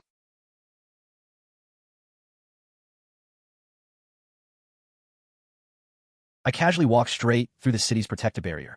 The thugs stare, mouths agape. They can't believe it's possible. That barrier is legendary. Even an epic boss couldn't break it. My pet Little White activates a skill. Spirit Fox Body. Host recovers all stats instantly to peak condition. I pat her head. Good girl, Little White. I say to her, let's go meet that 1,000-year-old turtle. I recognize the beast ahead. In my previous life, this was the very sky-piercing giant ape that rampaged during the Beast Tide. It smashed into the city's defensive formation like a battering ram. It was eventually killed by the Nangong family's top experts working together. But now I see the truth. This was no accident at all. I piece it together. The Abyss Society laid this trap long ago. A chilling realization settles in. This time, if that guy dares to make a move on me again, I've got a surprise waiting. Lin Kuan grins and says we'll teach him a lesson. He adds that the guy must have other treasures on him. We follow him, Lin Kuan whispers. Find a chance to take him out inside the dungeon, he suggests. That way, nobody will ever know, he says darkly. Someone stammers that they can't believe their eyes.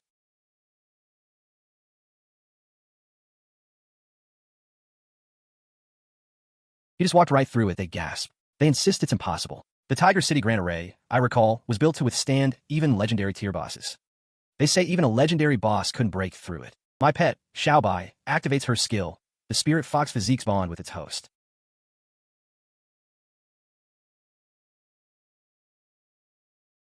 Instantly, all my statuses are restored to their peak. I tell Xiaobai she's done well. Let's go meet that 1,000-year-old turtle, I say.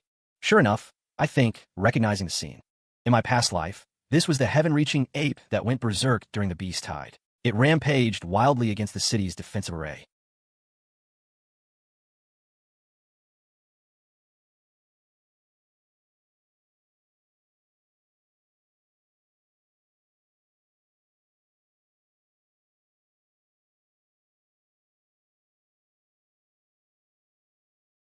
Eventually, the Nangong family's top experts joined forces and killed it.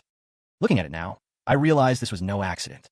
He went berserk in the middle of the beast tide. He smashed himself against the city's defensive formation like a wrecking ball, and got himself killed by the Nangong family's peak experts teaming up. Looking at it now, I can't help but laugh. This was no accident, not even close. I realize this isn't a coincidence. It's a trap set by the Abyss Society long ago. My sword heart awakens, crystal clear. My primordial sacred body stirs to life.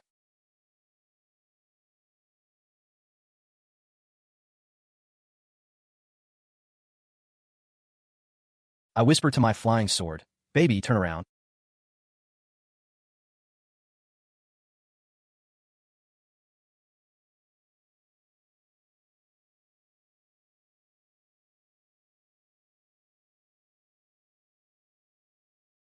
I've killed the level 65 legendary boss, the heaven-reaching giant ape. I get 6 million experience points for it. It's automatically stored in my daily check-in system.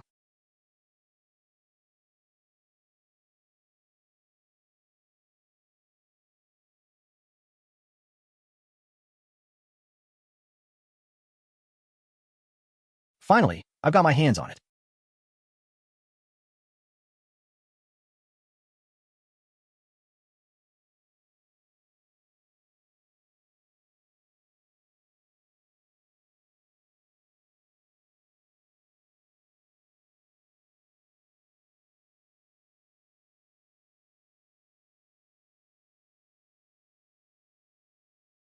I decide to test its power.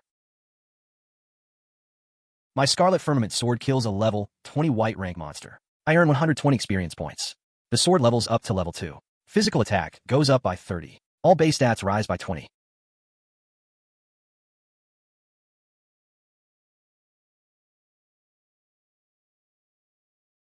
Someone stammers, pointing at the sword. What the hell is that thing? He babbles that a sword is killing monsters all by itself. He mutters that it's one-shotting everything in sight. He realizes, I don't even need to lift a finger. He wonders if that earth-shattering commotion from before was my doing. He can't believe it's really me. He lets out a hollow laugh, calling me insane. He remembers they planned to kill me in the dungeon yesterday, and now he panics. He asks himself if they had a death wish. He tells the others to run, to get away from this monster.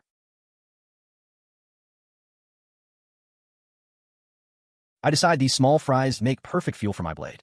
Before the National College entrance exam starts, I vow to level this sword past 10.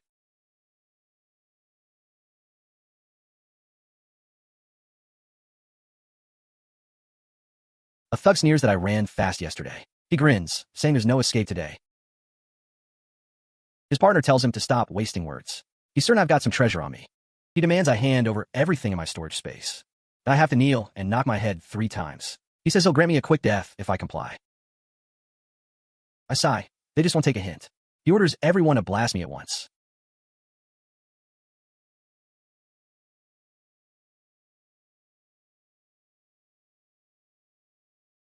I use my draw sword technique.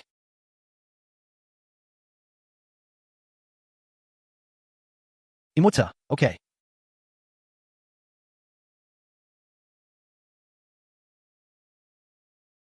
They're all taken down in a single strike. The survivors scream to run, to get away. One of them calls me a monster. I ask if they really think they can escape.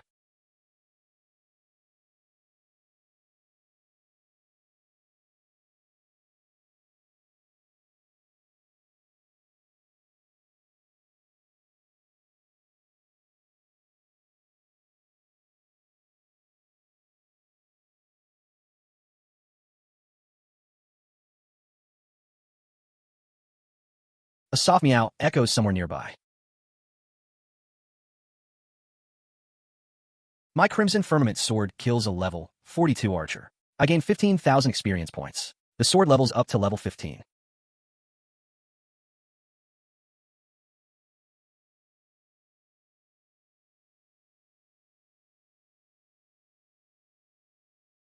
I remember I haven't checked in today. I go for 3 rounds first. After 101 consecutive check-ins, I get a Subprofession scroll, Formation Master. Day 102 of consecutive check-ins. I get 5 Ultimate Enhancement Stones. Day 103, I get 1 skill upgrade card. I grin, luck's on my side. I try one more time. Day 104, I get a single ordinary wooden sword.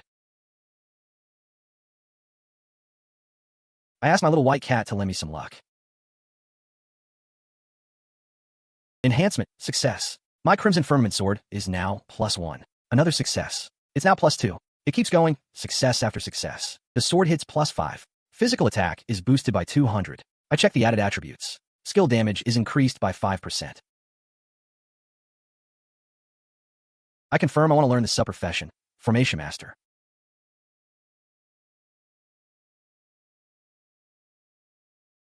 I wonder which skill to upgrade. I pick 1 sword light shines over 19 provinces. The skill upgrades successfully.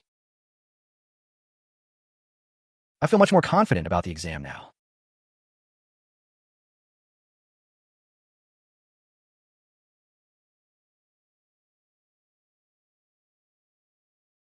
This is a privacy formation. Everything we say stays between us. Only heaven, earth, you, and I will know. Mr. Liu asked me to come see him. I figure it's not just for tea and small talk. He says he hopes that during the upcoming exams, Secret Realm trial, Miss Morong Shui and I won't attack each other. We'll keep well out of each other's way. He promises he'll owe me a favor if I agree. I nod and tell him it's fine. But I need the full details on the exam rules first. He explains round 1 has a written test and a dungeon trial.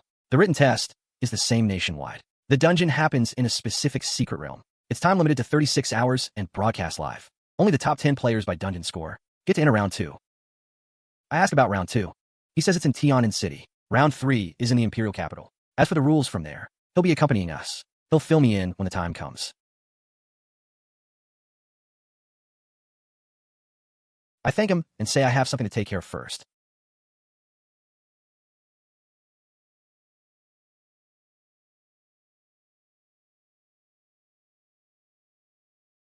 A shushing sound. Someone is nearby.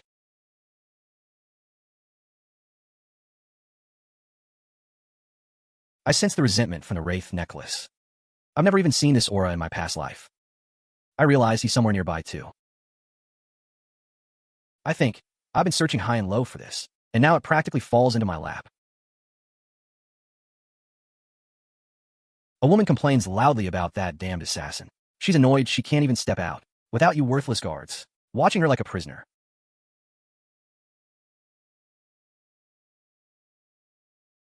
Someone gasps. That's a legendary control scroll.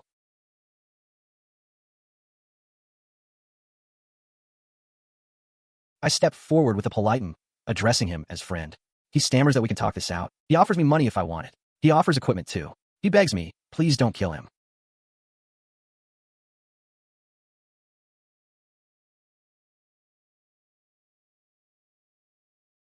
I tell him it's your sister.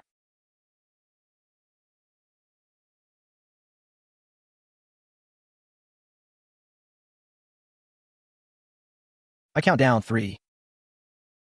He calls me a worthless life class user.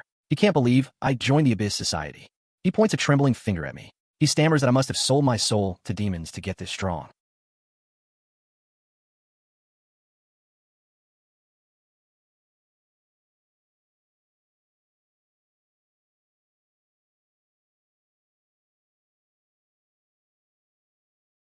I mutter what?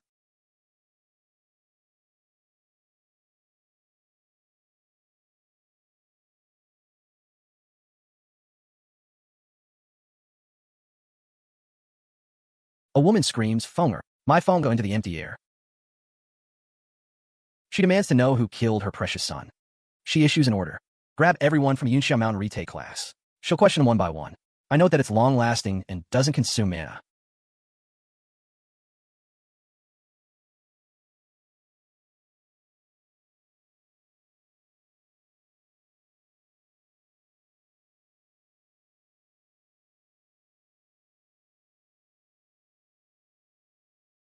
perfect for clearing out monsters. A warning blares, a super strong being is descending. The dungeon's spatial structure is about to collapse. All cultivators must evacuate immediately. The warning repeats, everyone get out now. I realize the college entrance exam registration is tomorrow.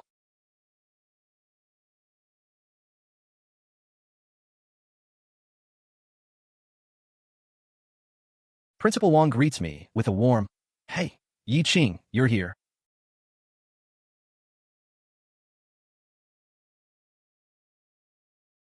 He says he's been waiting for me. He calls me Principal Wang with a sigh. He pulls me along, saying he'll take me to the exam classroom. He tells me the registration form is already prepared. Someone whispers that I'm that mysterious poison user.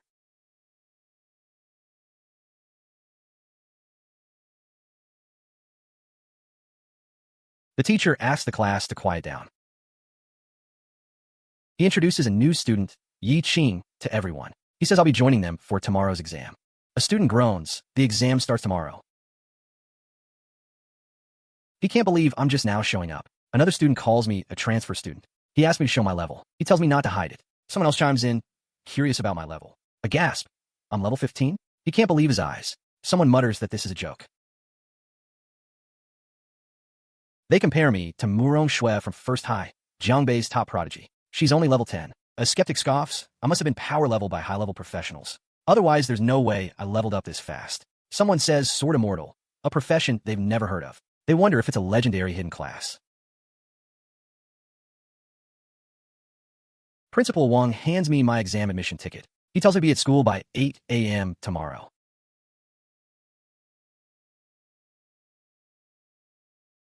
He warns me not to be late. A bully sneers. I'm using items to fake my stats. He says I'm just bragging about being a hidden class. He calls me a useless guy who got in through connections. He starts laughing. Suddenly he's itching like crazy. He scratches frantically, screaming that he's so itchy. He's laughing uncontrollably now. He begs for help. His whole body is on fire with itchiness. He can't stop laughing. I tell him the effect will wear off in 10 minutes. I warn him not to mess with me again. Someone mutters about the evolution tree. Principal Wang announces for everyone to listen up. He declares that Yi Qing has been pre-admitted to Jingdu University. I'm just here to go through the motions.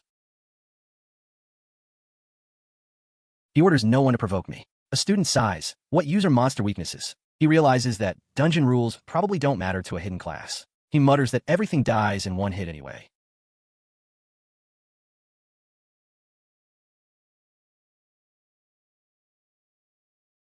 I blink and say what? Lin Kuan greets me with a grin. Finally, I'm here. He says we might end up facing each other in this exam.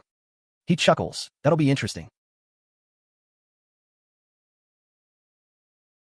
An announcer tells all examinees to pay attention. The Earth Dragon Cave dungeon is about to open. It will last for 36 hours. We're all wearing score wristbands. The entire event will be broadcast live. He reminds us of the scoring rules. Killing a monster at your own level gives 1 point. Killing above your level doubles the score. Mining ordinary or gives 1 point. High grade or gives 5. Rare or gives 10. Final ranking is based on total score. Someone points at a figure and says wait. He recognizes that person. Wasn't he the one who failed the awakening at First High? The one who was expelled. Principal Qin remarks that Principal Wang has a good memory.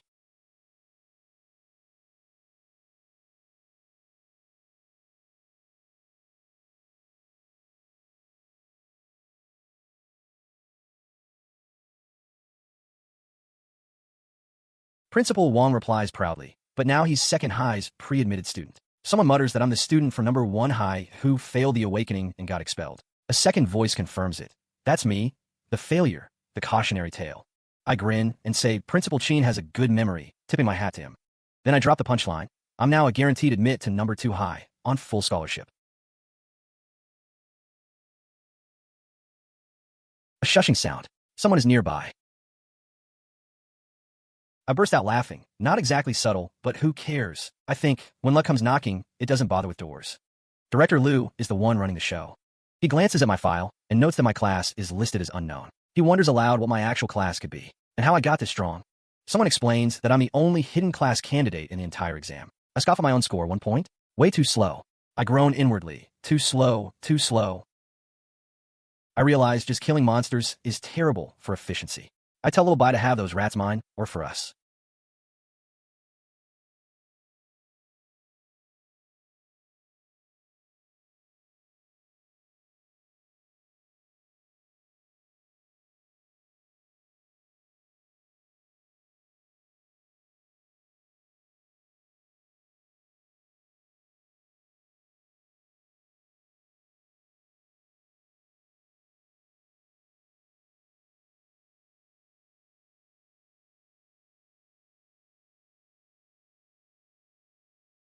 Sure, the experience is a bit lower this way, but the points are racking up like crazy. I smirk. This is how you really ace the college entrance exam.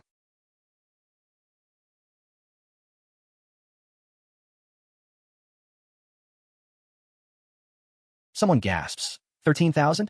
Am I seeing things? They note that second place barely broke 2,000. They stammer, asking how this is possible. A voice mutters that I must have cheated. Another person counters that cheating is impossible. The point bracelet is military grade, they explain. The whole process is under system surveillance. Still, they can't believe my score is that absurd. The term hidden class gets tossed around. They realize it's a genuine, once-in-a-century hidden class. Principal Qing regrets ever listening to the Situ family's lies. He remembers expelling me just to curry favor with them. He laments that Jiangbei First High School kicked out a prodigy with their own hands. But now it's too late for regrets, I hear someone say. A wise bird chooses its tree, after all. They note I'm doing just fine at second high school.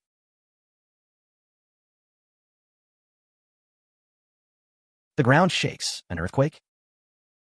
I know better. Something's wrong. I point out that the sand lizards and ash rats are all fleeing. They're terrified.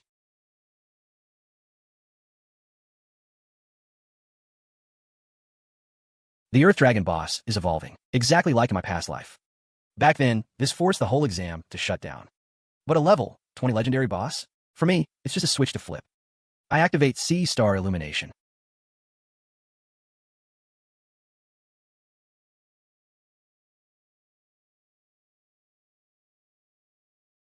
Someone shouts, pointing at me. They see me lift off the ground. I'm carving the earth with my sword aura. Even they're stunned by the sheer kill range. And from the very start of the exam, I haven't stopped once. They wonder about my skills, as if they cost nothing to use. Someone whispers, is this guy even human? I let out a triumphant laugh. Finally, I've arrived at my target.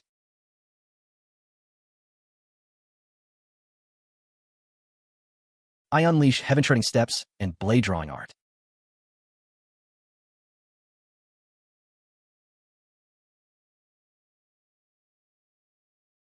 A single clean slash. They blink, confused about what just happened. Someone rubs their eyes, thinking they saw things. I just one-shot a level 20 legendary boss. With one sword stroke. They assume it must be an S rank or higher talent skill. Otherwise, the damage makes no sense. They convince themselves that's the answer. Director Liu corrects them. It's not a talent skill. They ask what he means by that. He explains that it's just my normal attack. The system detects the kill. Yi Qing killed the Earth Dragon King in under 3 seconds. A hidden condition has been met. The hidden dungeon, Ancient Ruins, opens. A warning blares. All examinees will be forcibly teleported into the hidden dungeon.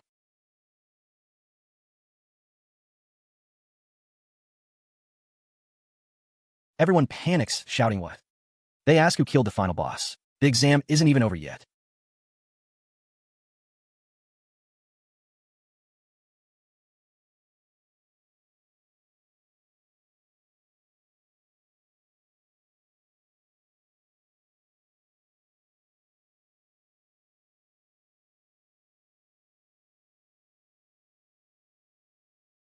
They realize they've been warped into the hidden dungeon. Some are already celebrating. They figure the hidden dungeon is packed with goodies. They're grateful to me, the big shot.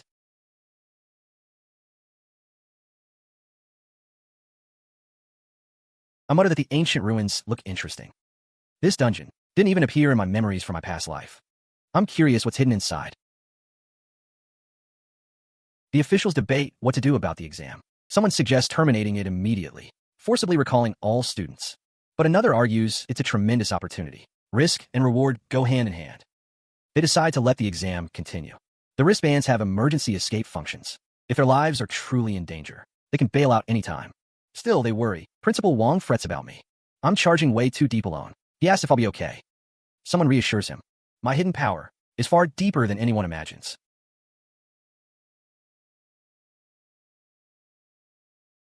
Lin Kuan shouts for me to wait up. He gushes that I'm amazing. He asks if I was the one who took down the Earth Dragon. He says he knew it was me.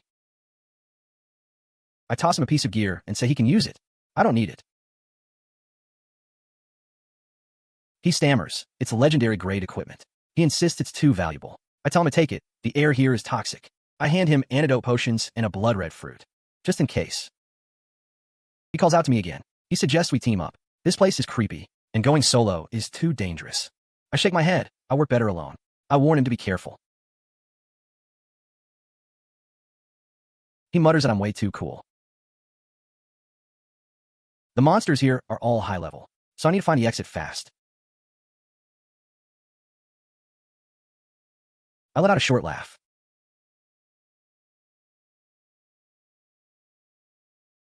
Morong Shui looks doomed, about to die here again.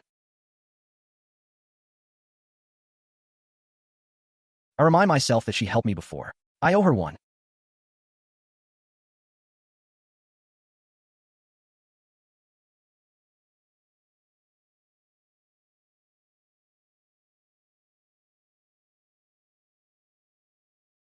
She thanks me.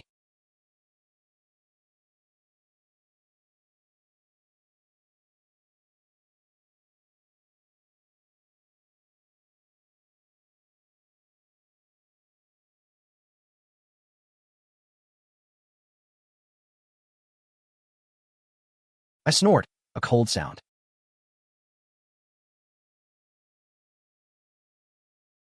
I declare that she's looking for death.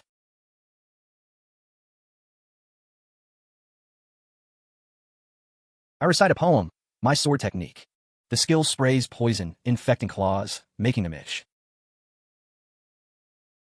I mutter that my sword heart is unwavering.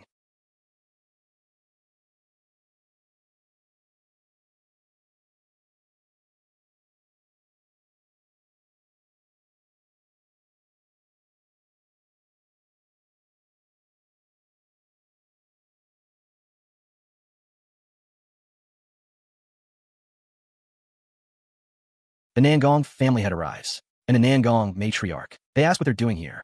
The patriarch explains that his son, Nangong Yin, was eliminated. He came to see what happened.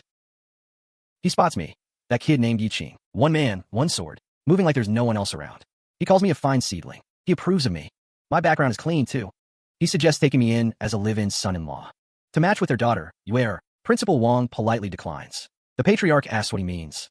He explains that I've already been scouted by the old dean of Kyoto University. If they want to recruit me, it has to be as an investor. As for marriage, they should forget it. The patriarch nods, getting it. Investment is fine. He wants a big return.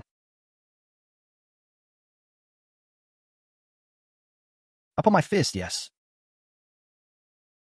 I mock the hidden figure, skulking around like a coward.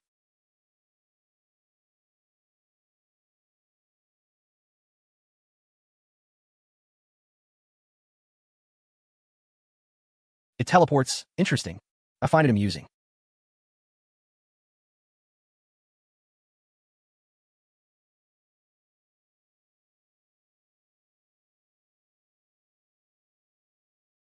The energy of the ancient ruins is too violent.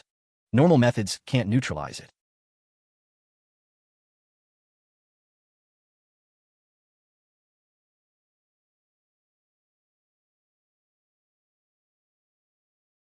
I congratulate myself on refining a pink-grade poison, evil warmth venom. Inhaling, it makes your organs rot from the inside. It drains 185 health per second and ignores 80% of poison resistance.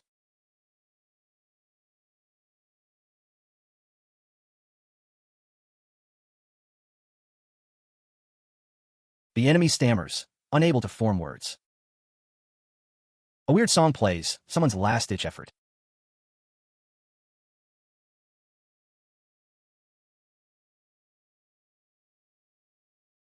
I realize it's an elemental being. No wonder physical attacks were useless, but has nowhere to run now. I tell Little Bai to use charm.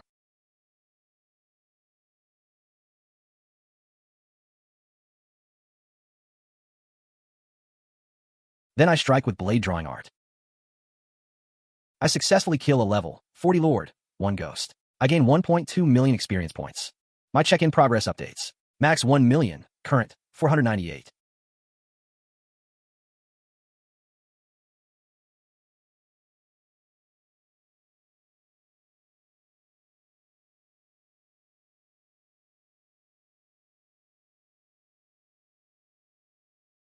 I let out an impressed whistle. Principal Liu is talking about investing in me. The Nangong family is ready to go big. No matter the terms, they're willing to negotiate. The patriarch presses the point. Principal Liu repeats himself. Investment is fine, but it's just icing on the cake. The patriarch asks what he means. The old dean has personally taken an interest in me. Who could steal me from him? All they can do, before I fully rise, is build a good connection. Someone excitedly points at the scoreboard. My points, 190,000.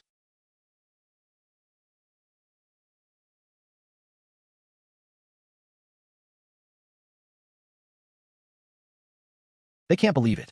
This crushes every previous exam record. The gap is a total landslide. This year's top scholar is locked in.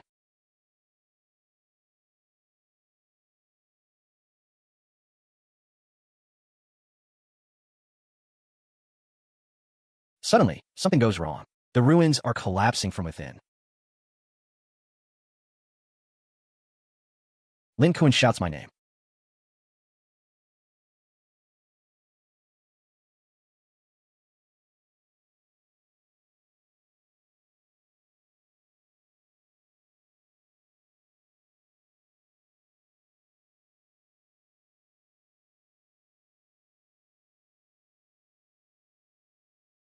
He panics. I'm still inside. But he believes I'm too strong, so I'll definitely make it out.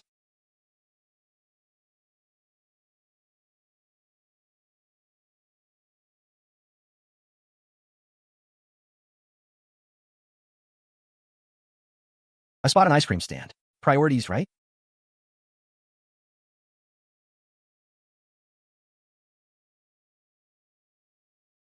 We can't wait any longer, the director says. They're activating the emergency shutdown array. Forced teleportation for all examinees begins. I mutter under my breath. My soul feels like it's been left behind.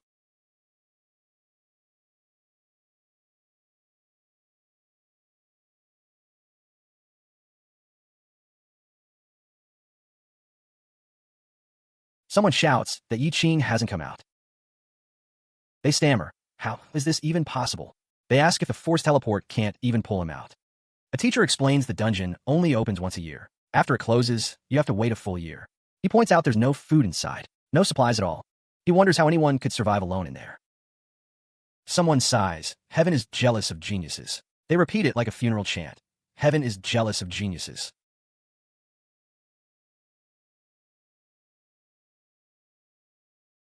Lin Kuan counters that I'm not that easy to kill. He says he believes in me. He adds, worst case, we wait for him a year.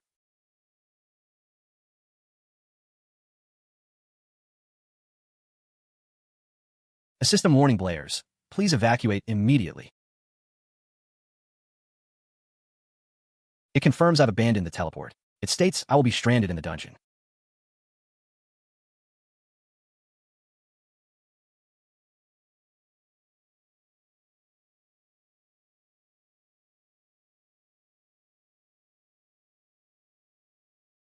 A creepy chuckle echoes from the shadows. A voice says, oh, another little one has come. It sniffs the air and declares I smell like the one who killed its little pet. Imuta, abyssal ghost. It decides I'll be the replacement. It cackles that I'll become its perfect experiment. It calls out to its children to come meet their new friend.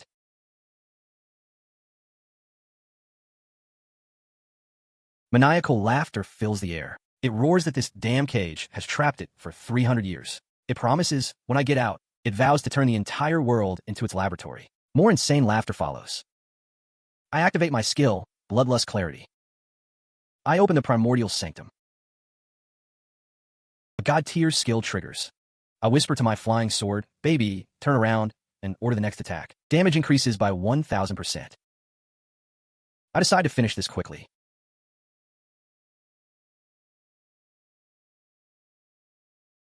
I unleash the Bagua Sword Formation, the Nine Palace Sword Formation, and Illusory Sword Art. I let out a casual hey as my swords fly.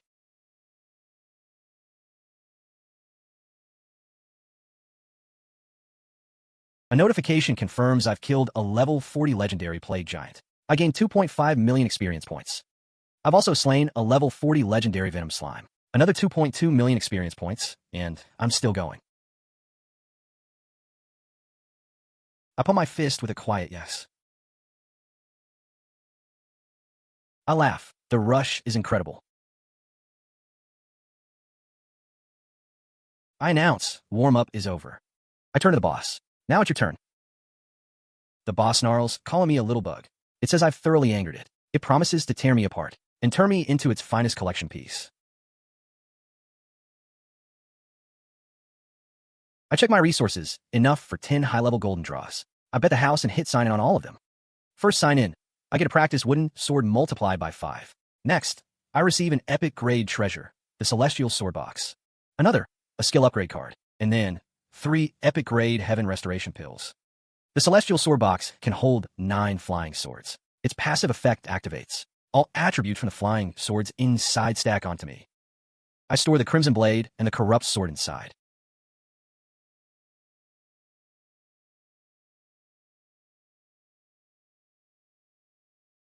The boss screams, enough of this flashy nonsense, die. I freeze time. I whisper to my sword, baby, turn around. The immortal slaying flying dagger activates.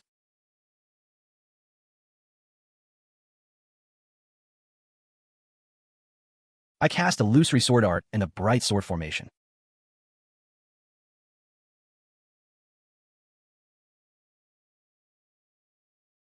The boss laughs, saying it's useless. It boasts that in this area, it's immortal and indestructible. A countdown begins, dungeon closing. 300, 299, 298. It has a health lock skill. I think, I'm going crazy dealing with this. I put a finger to my lips. Chill. My sword spirit warns, Master, be careful of the coal fire.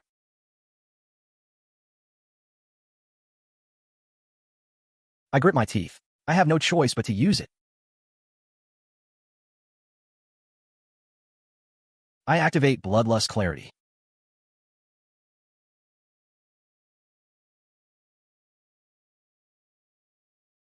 Then Sword Art. The boss shrieks, no, impossible. It insists, I am immortal. I reveal the Evil God's accessory. Its mythic passive, Evil God's Curse, activates. Attacks have a chance to inflict confusion, and fear and corrosion. I nod to myself. Truly a mythic grade weapon. But the curse is too strong to use often. A phone rings somewhere, breaking the tension.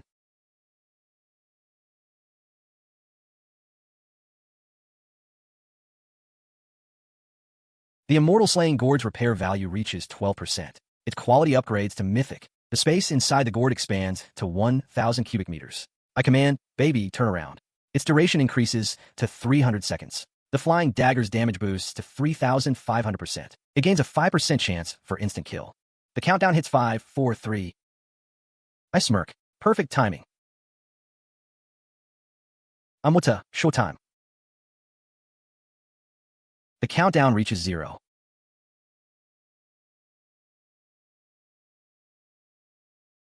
I let out a dry laugh. I step out of the dungeon, and people gasp. He's out already? Someone asks how long it's been. Exclamations of disbelief follow. They realize, 30 minutes. He only took 30 minutes. Half an hour to kill an epic tier boss. They can't believe it. They wonder what kind of monster I really am. One examiner mutters, S grade potential? No. He insists I need to be reevaluated. He guesses at least SS grade. Hey, Qing. He cheers, you're out. He says he knew I could do it. He laughs heartily. I shake my head. All right. I tease him. How old are you? I add, still blubbering like a kid. The principal calls for silence. Order now. He announces the final exam results. First place, Yi Qing. Second, Murong Shui. Third, Nangong Ro. Fifth, Lin Kuan. He explains the rules. The top 10 students will qualify to go to Tian'an City for the second round of selection. He congratulates us. Lin Kuan turns to me, eyes wide. He asks, Qing Ji, is this the outside world? He gasps, so magnificent. He wonders if Tian'an City is 100 times more bustling. I warn him that the outside world is more dangerous than he imagines. He stumbles, confused. He asks what I mean. A system prompt appears. Fusion available.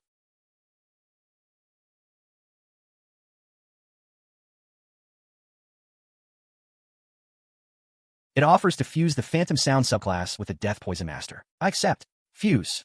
Congratulations. I receive the legendary subclass, Plague Doctor.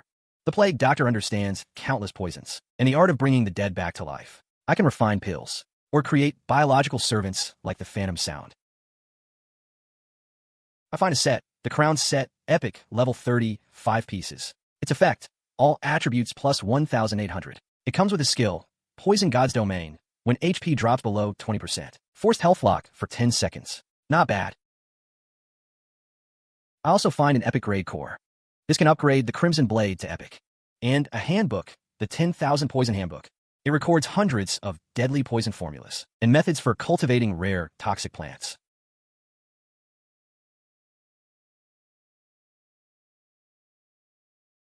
Two class branches appear, Red Dust, Sword Immortal, 10,000 swords return to 1, or Sword Shadow, follows Heart. For each additional Phantom Sword, attack, defense, and speed increase by 5%, no upper limit. Or the Heartless Sword Immortal, sever emotions, destroy the path. Aloof, Peerless, attack power plus 260%, with a 0.01% instant kill rate. Upon the choice, the Heartless Sword Immortal is pure offense, but the path is too narrow. Red Dust, Sword Immortal, 1,000 swords flying together. If I combine it with my Formation Master knowledge, 1,000 swords in formation, that's infinite potential. I choose this. The Red Dust Sword Immortal class is successfully transferred. Next, an Ancient Body Cultivation branch, the Primordial Body Lord. Defense plus 75%. Reflect damage plus 1,000%. Self-defense and HP recovery per second plus 1,000%. The Immovable Underworld King is balanced, with reflection and healing. This is the safest route. I choose Primordial Body Lord. Transfer successful. The skill Sword Heart Clarity's effect improves. The skill Draw Sword's damage increases. The skill Primordial Indestructible Body's effect greatly strengthens. I smirk. Now, this is starting to get interesting.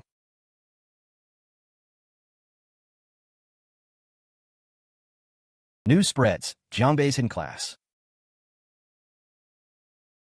Half-hour solo kill of an epic boss. Number 1 high school breaks all records. Expelled exam champion? The headlines are wild. Linkun Nutkishme. You must be hungry, right? Let's go.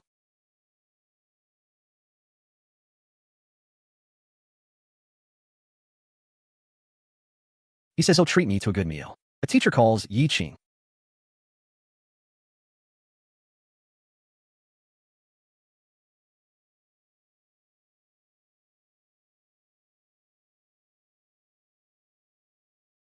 He says he's been assigned to accompany us to Tian'an City. He'll handle the logistics. I nod. Thank you for your trouble.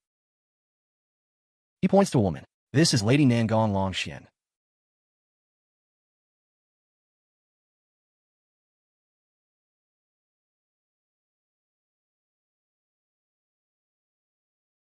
He explains the convoy to Tian'an City is sponsored by the Nangong family.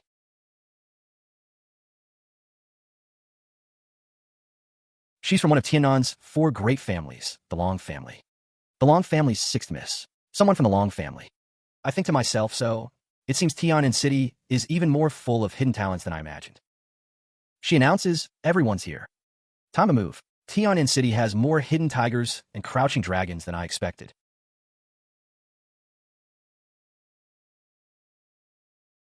Everyone's here now. Time to move. Someone tells me to get on the bus. We don't have time to waste. I mutter that the road to Tian'an City is way too long. I sink into the seat, thinking how ridiculously comfortable this ride is. Before we arrive, the instructor starts talking. He lays out the rules for the second round of selection. The selection is split into 2 phases, he explains. Phase 1 is an arena battle. Opponents are matched randomly. The winner advances. The loser is eliminated on the spot. Simple and direct, he adds. I hear someone groan that it's brutal. He warns that the real test is Phase 2, a point competition. All who advance, he says, will be dropped into a massive secret realm battlefield. Everyone starts with 100 points, he informs us. Killing monsters earns points. But the fastest way is hunting other examinees. Steal half their points, he says coldly. When your points hit 0, you're out immediately. Attacking each other is allowed. No rules, no mercy. He notes that injuries and deaths are common in past elections, and I nod.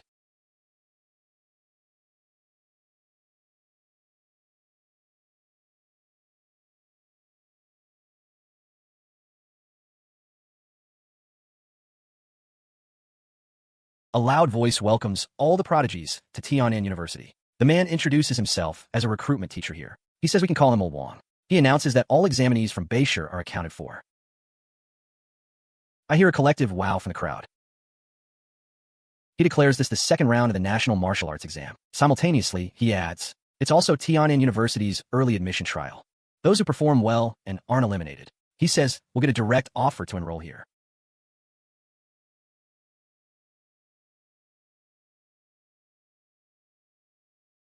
Someone mentions Jiangbei City.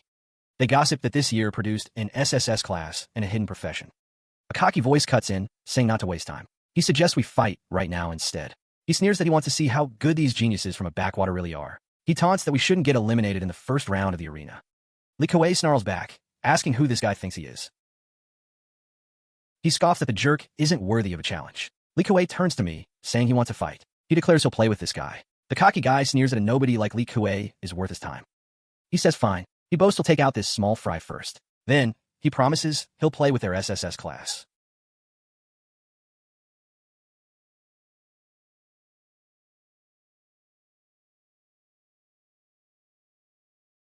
He mutters that this is a waste of time. Li Kuei yells at Black to get lost. He spits at the guy as nothing. He accuses a summoner of sneaking an attack.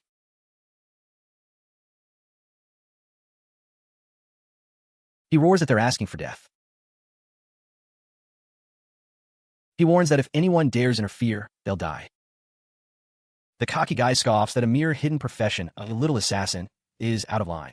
He dares the assassin to threaten his people. I hear confused you. Someone gasps, asking when the poison was planted. I reply coolly that I don't use poison. That would kill me. I note that when I got close, just now, I not only subdued my companion, but also slipped in poison without anyone noticing. I remark that this kind of skill isn't something a little assassin could pull off. I taunt that since he's outmatched, he should shut up. He retorts that using poison isn't real skill. He adds that summoning a wild boar to ambush is also dirty. He declares it too despicable. The teacher finally steps in, telling everyone to stop. He points out that professions are all different. So fighting styles are naturally endless, he says. He reminds us that real combat doesn't have so many rules. Only victory and defeat, life and death, he states. Winning is what matters, he concludes. He orders us all to remember that. He declares that this is Tian'an University, not a place for playing house. He tells us all to follow him. First, he says, we'll arrange accommodation.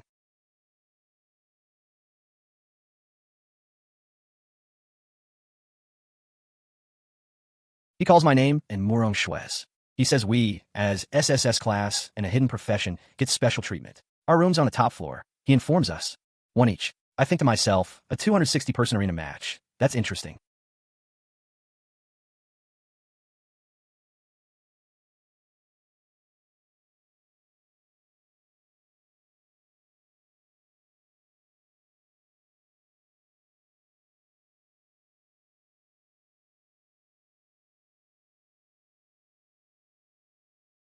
Lin Kuan asks in awe if it's really over 260 people in a free-for-all. He wonders how I'm not nervous at all.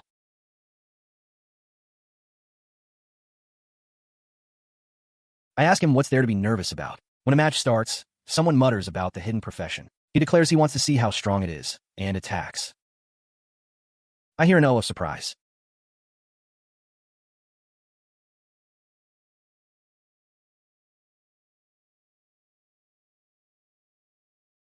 Someone gasps that I just took one step, and the S-Class Berserker is already defeated.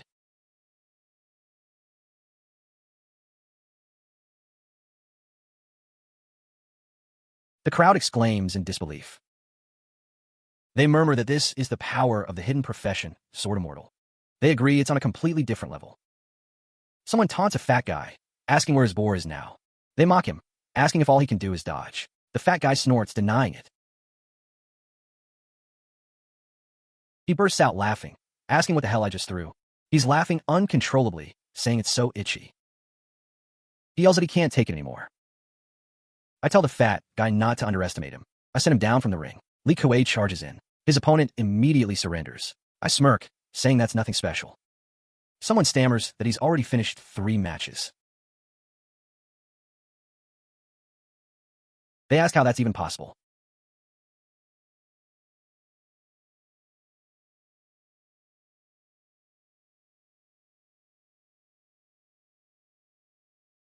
They wonder what kind of monster this guy is. The announcer declares the end of the first 3 rounds. Now, He says the 4th round draw begins. Since there's an odd number left, one lucky person gets a bye. They'll advance directly to the top 17. Lin Kuan starts chanting for a bye, praying to heaven and earth. He exclaims it's him. He got a bye. He cheers that he made it to the top 17. The crowd gasps, 2 goddesses, 2 SSS class professions.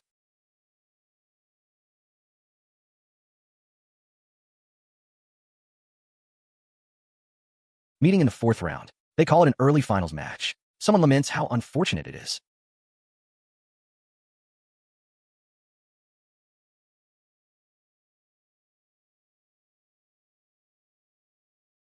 I tell Murong Shui to go all out. I ask to see her ice power. A divine dragon descends. A goddess eyes. Both are eliminated simultaneously. A contestant declares she won't give up easily. She summons her partner. Her summon is interrupted.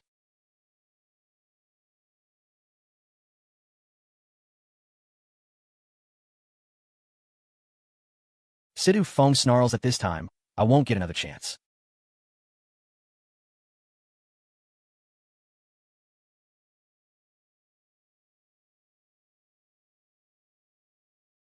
He unleashes the Thunder God's wrath. I hear confused why. The arena match is over.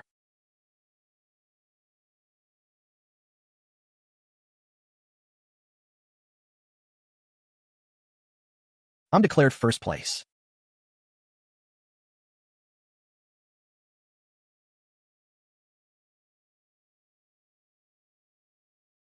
Lin Kuan places 6th. The top 10 are congratulated.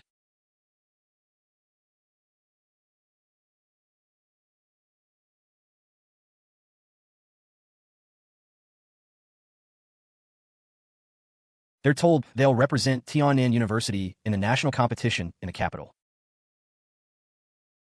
Lin Kuan excitedly asks if I saw. He got 6th. He's thrilled that the capital is waiting. I warn him not to celebrate too soon. He asks what I mean. I explain that tomorrow is the points competition. In the dungeon, everyone's points can be stolen. Being 6th, I note, makes him a target.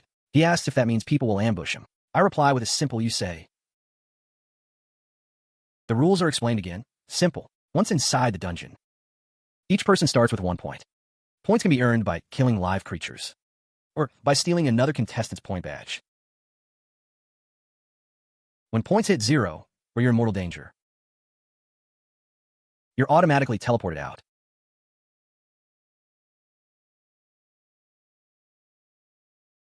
The dungeon opens for 48 hours. After that, the final ranking is based on points. The instructor asks if everyone understands. We confirm. He orders us to enter the dungeon. Lin Kuan starts to say something to me. The instructor announces that today's points competition will be in the A-grade dungeon, Forest of Death. Duration, 3 hours. We start with 0 points. Kill monsters or grab other students' bracelets, and you get points. After 3 hours,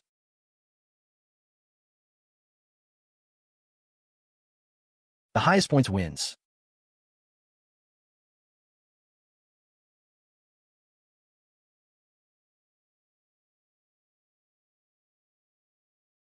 He tells us to enter the dungeon now. I hear an ah as the chaos begins. I dismiss these low-level monsters as not even worth my time. I decide to head straight for the central area to find the Lord. The announcement says we can either kill monsters or steal the wristbands from other students. A teacher calls out to me. He tells me to stop immediately. He says my strength is clear to everyone. He informs me that first place in this point competition is already reserved for me by the school.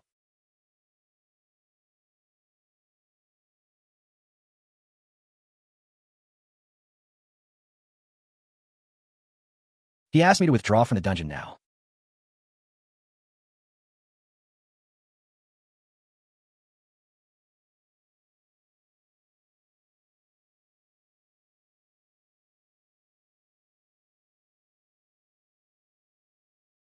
As compensation, the school will give me 3 special experience capsules.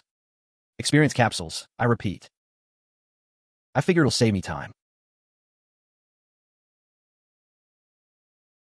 I agree. The teacher hands me the reward. They're special experience capsules, he explains, for use below level 20. Each one directly boosts experience by 50%, with no side effects. He adds that they're extremely rare. I nod, says I understand. As a bonus, the school will throw in 3 special experience capsules. Experience capsules. Now we're talking. I mutter that this saves me the trouble of grinding through the exam. I simply say, deal.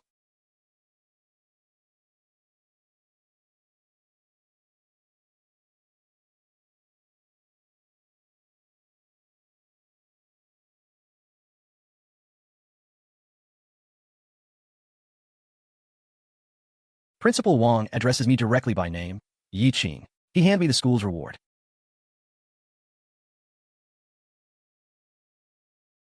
He explains these are premium experience capsules, only usable below level 20, he adds. Each one boosts experience by a full 50% on the spot. And here's the kicker, no side effects at all. He emphasizes how incredibly rare they are. I nod and say, got it.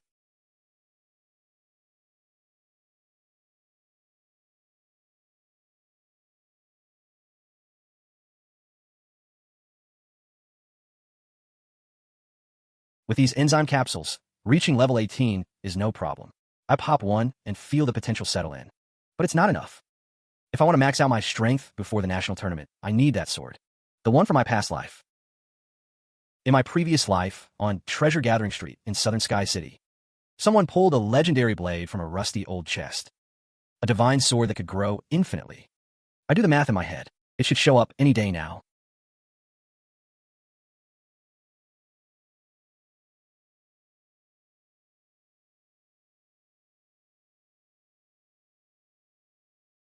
A passerby warns me not to buy from that old man's stall. He claims the old geezer picks his boxes from the garbage dump. Decades of business, and nothing good ever came out of them. Pure scam, he says.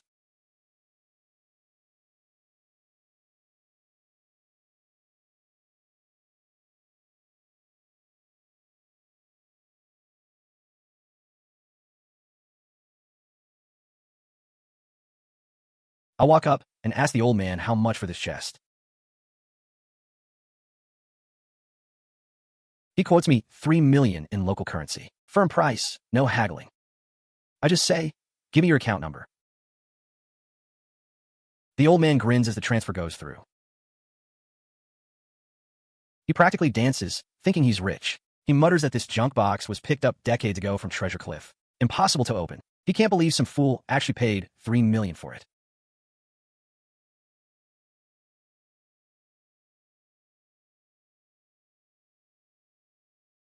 I just shake my head. Stupid old man.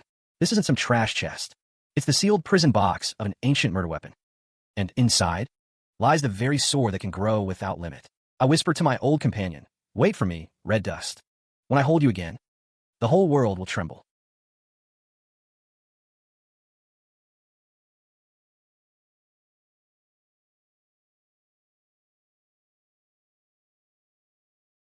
But no, not red dust this time. In this life, your name is Heavenly Dominion. Heavenly Dominion, white tier quality, but it grows. Base stats, plus 200 strength, plus 200 constitution, plus 700 physical attack. Skill 1, Heavenly Dominion Sword Chi, a range blast that wrecks anything in its path. I can unleash a wave of energy that deals massive damage to the target. Skill 2, Frenzied Strike, a chance to stun for half a second. Every swing has a chance to dizzy them. Skill 3, Guardian, when my health drops below 50%, I regenerate 10% of my HP every second. I grin. Now that's a divine sword. Even in its basic white tier form, the stats alone crush every epic tier weapon out there right now. With 4 swords gathered, I feel my core control jump by a huge margin. Time to head to the training grounds. The system warns me that the selected dungeon level is way above my current level. Extremely dangerous. I confirm the entry anyway. I mutter to myself, bear with it. It'll be over soon.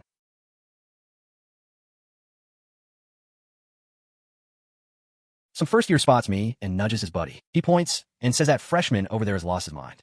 Going into hard mode solo, of all things. He predicts I'll get one shot. Those are 60 level Ice Plains wolves, he notes. I activate Heart Mind Transparency.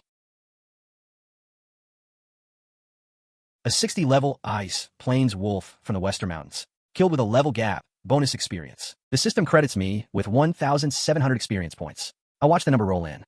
The onlooker's jaw drops. He can't believe his eyes. 1 hit, 1 kill. He didn't even see the skill I used. He laughs nervously, asking who the hell I am. Even the school's top student couldn't deal this much damage, he mutters. I frown. Still too slow. I need to hit level 20 ASAP. Unlock the next muscle grade ID. The system detects I've reached level 15. With over 100 million experience stored, the check-in system begins upgrading. Upgrade complete. New functions unlocked. Directed check-in and experience shop. Directed check-in. Now that's interesting. I'm sure a few good swords anyway. Let's try a weapon-directed check-in. It asks if I want to spend 25 million experience. 5 weapon-directed draws. I confirm, and the system processes. First draw, a 20-level epic long sword named Moonlight. Draw successful. Second draw, a common wooden sword. Draw successful. Third draw, another common wooden sword. 2 wooden swords in a row. I sigh. Is my luck really this bad? Draw successful. Fourth draw, a 40-level epic longsword called Reverse Scale. I nod. Finally, something decent. Last one. The system announces I triggered God tier luck. I obtain a mythical grade weapon, Immortal Slaying Sword.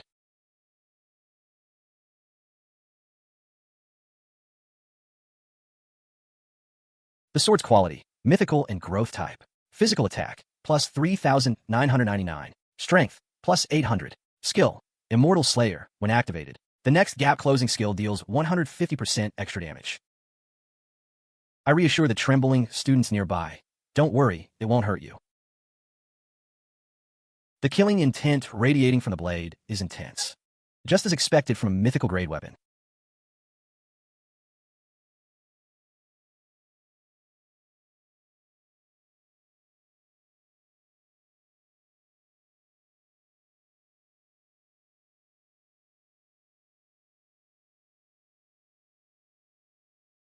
A couple of classmates rush over, calling out to me. They beg me, pleading for shelter to warm up by the fire. I wave them in. They thank me profusely, almost crying with relief. They tell me they almost froze to death out there. One of them stammers, asking me what formation this is. He's in awe, calls it divine. I explain, a cold resistance array, plus a spring breeze array.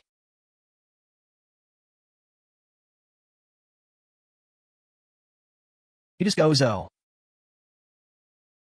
Then he spots the wolf pack. There's even a wolf king leading them. He whispers that we're surrounded. He counts at least 1,000 of them. He's convinced we're dead.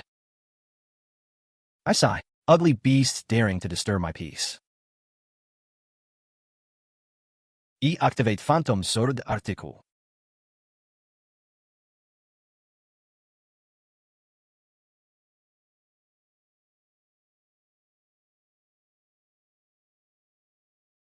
Nice. The 65-level Snowfield Wolf King falls, granting me 3,000 experience. I level up to 17. My weapon Immortal Slayer upgrades as well.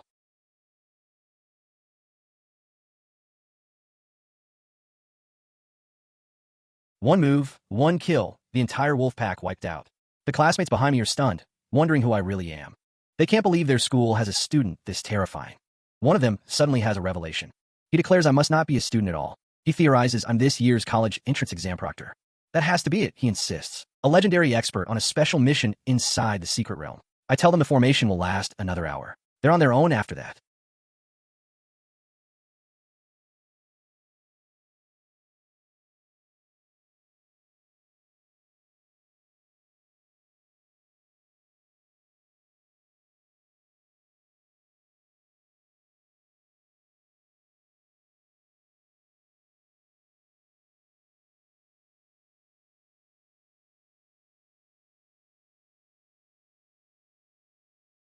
I take down a 70-level elite snowman for 60,000 experience.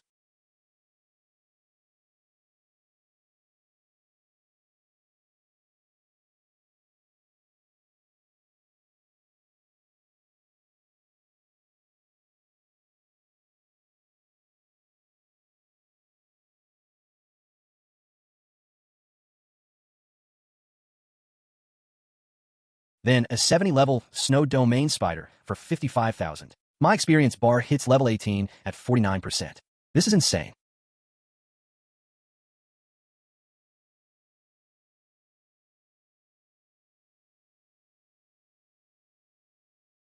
I pop an advanced experience capsule. 500,000 experience added. I jump to level 19, sitting at 99%.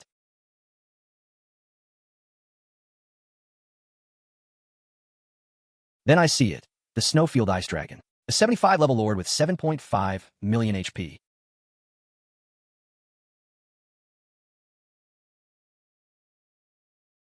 Finally, a worthy opponent.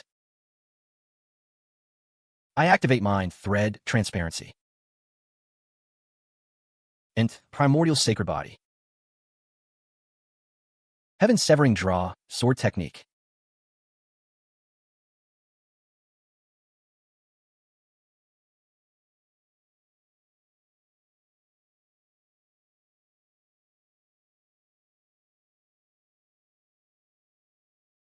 A server-wide announcement rings out. Player Greenleaf has solo killed the first ever 75 level lord, Snowfield Ice Dragon, clearing the dungeon. The Cold Forest Snow Mountain dungeon will close its portal in 300 seconds.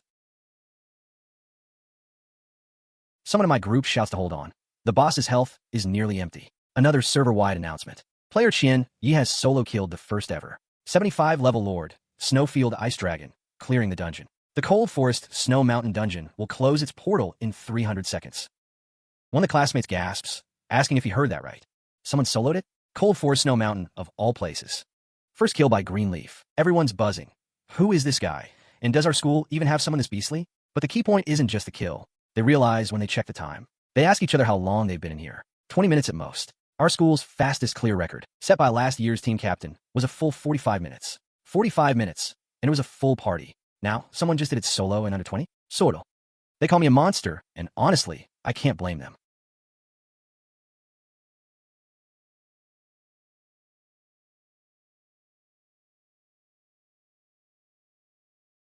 My Flying Sword Red Cloud upgrades. It jumps to level 20. All stats increased by 300, physical attack plus 500. Solid.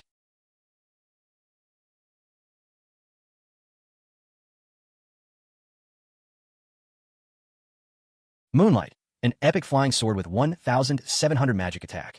Skill, Dazzling Moon, when activated. Attack, defense, and speed increase by 300% for 30 seconds. 30 seconds of pure carnage. Perfect, I think. This fills the gap from magic-based flying sword.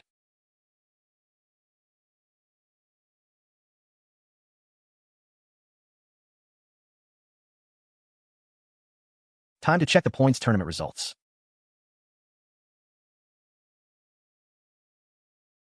A bystander mutters, wondering who that guy is. He feels the pressure just looking at me. He guesses I'm a level 20 veteran. Nobody recognizes me. They're baffled. Since when did our school have a figure like this?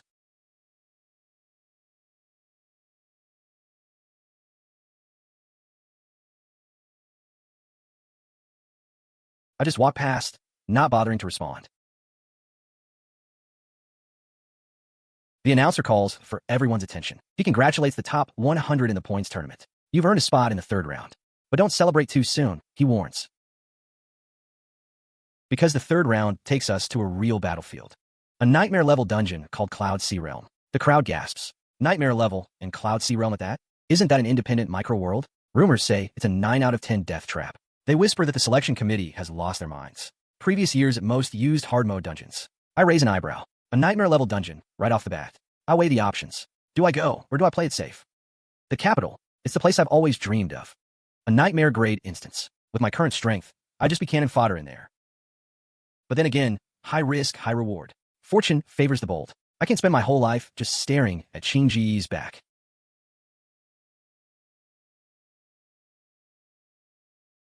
A sword scar is born from sword intent. With it, you can cut through anything. If I can infuse that into a pill.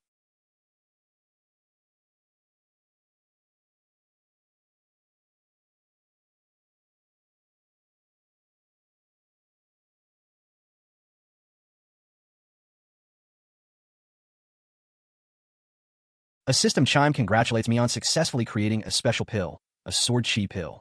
Sword chi pill, a consumable item. Using it releases a single attack. A sword strike dealing 30% of my own damage. Not bad. I smirk. Another card in my deck. Hendy. Lin Kuan calls out, claiming he knew I'd come.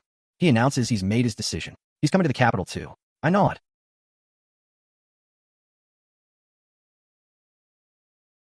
I grunt in mild surprise.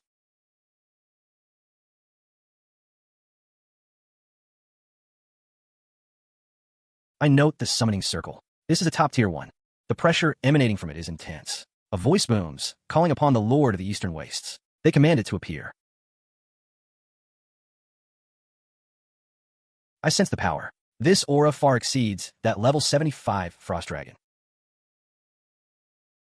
My appraisal skill fails. Target level too high. Cannot be probed. The instructor orders everyone onto the dragon's back. Destination, the capital.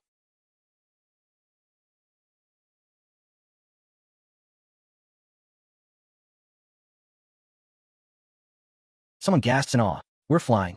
I look down, riding a dragon weighing over 150 kilograms to the capital. I have to admit, this is pretty cool. We soar through the sea of clouds. I make a silent vow. I'll get the best opportunities here. I'll become stronger. I muse. A nightmare-grade mini-world, huh? I don't know much about it, but I'm curious what kind of surprises are waiting for me inside.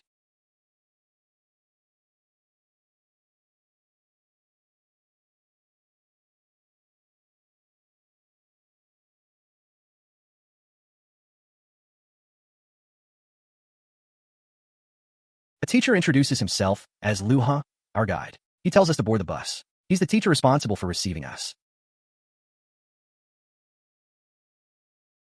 A regal voice calls out to Nangong, saying they're leaving.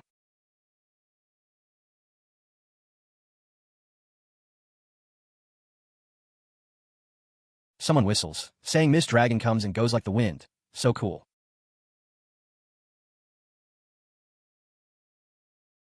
Teacher Lu shows us to a courtyard, saying it's his place. He tells us we'll be staying here for a few days. The other students have been sent to the dorms.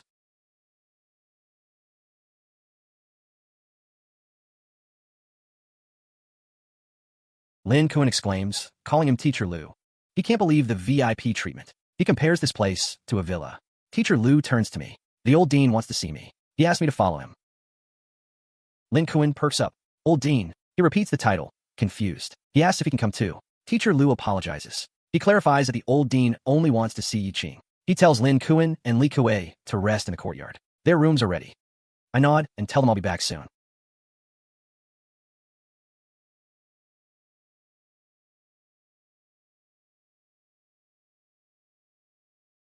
Teacher Lu announces my arrival to the dean. The old dean acknowledges, telling Lu he can leave. Lu bows and exits. The dean fixes his gaze on me, confirming my identity.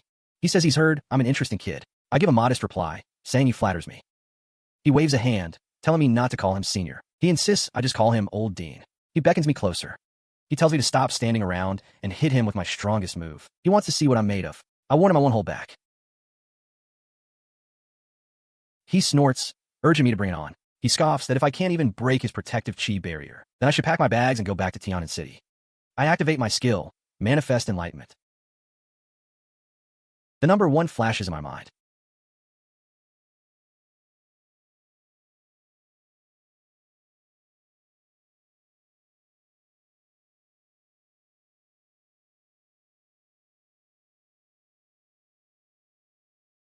It ignores defense. The dean's eyes widen. He can't believe I have a talent at this level. I play it off as luck. He laughs heartily, repeating luck. He declares I'm his kind of person. He tells me I'm not going anywhere for the next 2 days. He says I'll be training with him. Later, Teacher Lu explains to a peeved Lin Kuan that he shouldn't mind. The old dean is like this every year, but he notes that this year's Dragon Xian student is surprisingly mild, much more gentle than in previous years. He explains that Dragon Xian's Eastern Waste Lord was brought out from a national fate dungeon. He's incredibly proud. In previous years, he'd freeze a few students who got too close, but this year, he's been strangely quiet. Teacher Lu speculates he must have sensed my presence and is now wary of me.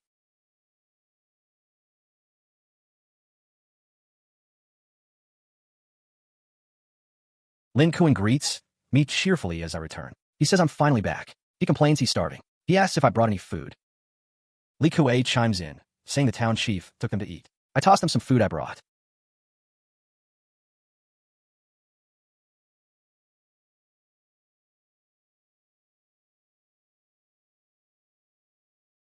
Lin Kuan moans in delight. It's delicious. He says it lives up to the capital university's reputation. Li Kuei asks what the old dean wanted with me. I shrug it off. Just a casual chat. I tell him to eat up and rest well. The real training starts tomorrow.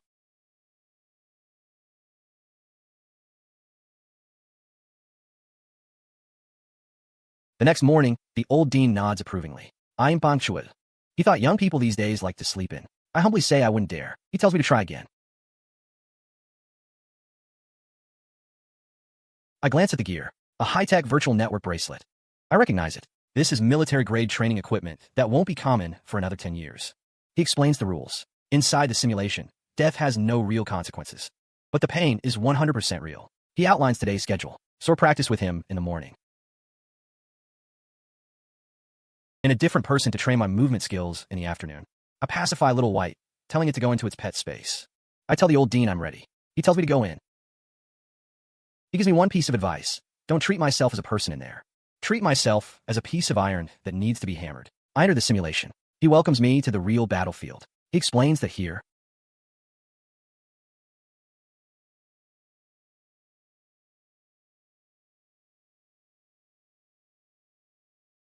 all our stats are balanced to the same level.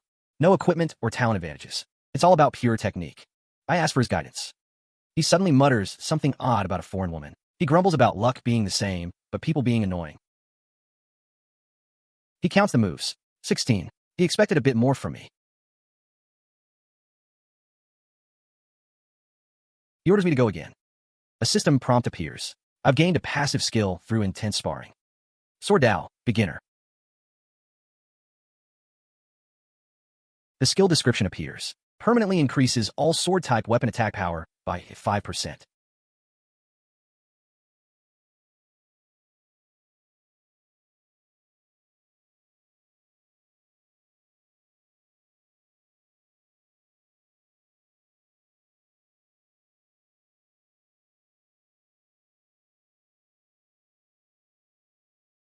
The dean is stunned. I've learned a passive skill just from training. He laughs, calling me a monster.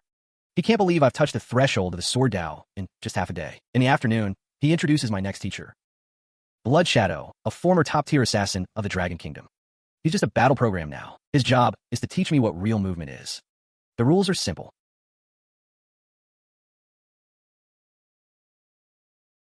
If I can touch his clothes within an hour, I win. I realize immediately how outclassed I am. I can't follow him at all. Every step he takes is in a blind spot that feels like hell. He keeps moving, relentless. I understand. This isn't just speed. This is a kind of rhythm. A personal flow that blends into the environment. Another system prompt. I've learned a new passive skill through this extreme evasion training.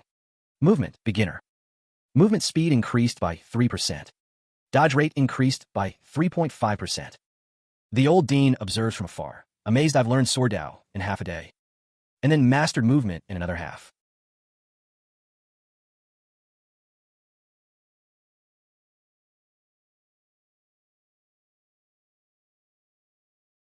He muses that in all his years of teaching, he's never seen talent like this. He says my soul doesn't feel like a young man's. It's like an ancient sword, hidden for 10,000 years. An ancient sword drawn from its sheath, and it's meant to slay a god. During the intense sparring, another prompt appears. My Sword Dao, beginner skill is leveling up. Current effect update. Sword weapon attack power increased to 8%. More extreme evasion drills follow. My movement, beginner proficiency increases. New effect. Movement speed plus 6%. Dodge rate plus 9%. The old dean laughs again.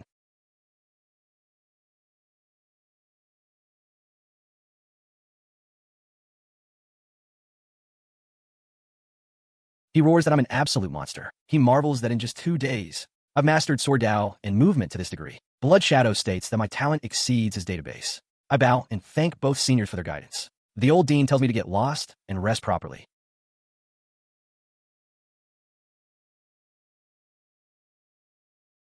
He warns that tomorrow is the real battlefield. A scream cuts through the air. I flinch. Li Kuei cracks a joke, asking if I think it's not big enough. Lin Kuan greets me, saying I'm finally out of seclusion. He complains he was feeling moldy. I hand him some supplies. First, a sword chi pill. It can temporarily boost his attack. Then a ghostly heaven pill. I tell him to use it to save his life. Be careful in the first round tomorrow.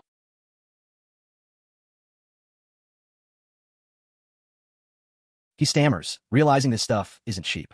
He says he has no way to repay me. I cut him off. Then don't. I tell him that just living well is more important than anything.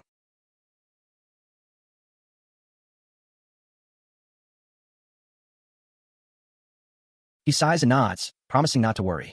Lin Kuan hands me a pill that can temporarily boost my attack power. It's called a Ghost Heaven pill, not exactly over-the-counter stuff.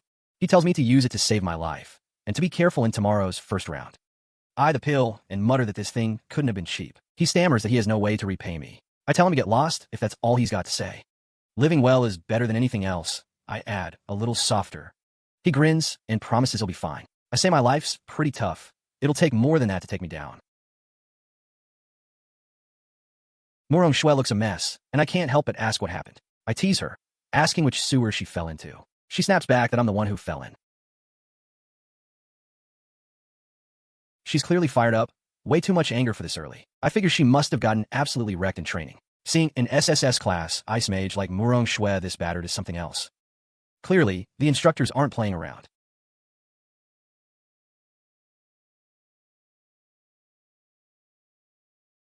Someone yells for everyone to wake up and gather downstairs in 5 minutes. We're getting ready to move out. They say they'll only explain this once. Listen up, the first round of the National College Entrance Exam is called the Heart Questioning Trial. We're being sent into an ancient relic called the Illusion Heart Formation. The formation dredges up your deepest fears. Could be your scariest monster, or it could be your most painful memory. Someone mutters that this sounds way too mystical. They explain that dying inside won't kill you for real, but your spirit takes a heavy hit and you're out. They drill it into us. Remember this. The key to breaking through isn't defeating the fear. It's defeating yourself. The faster you finish, the higher your score. Go over the time limit, and you're out too. They ask if everyone understands. Then we're off.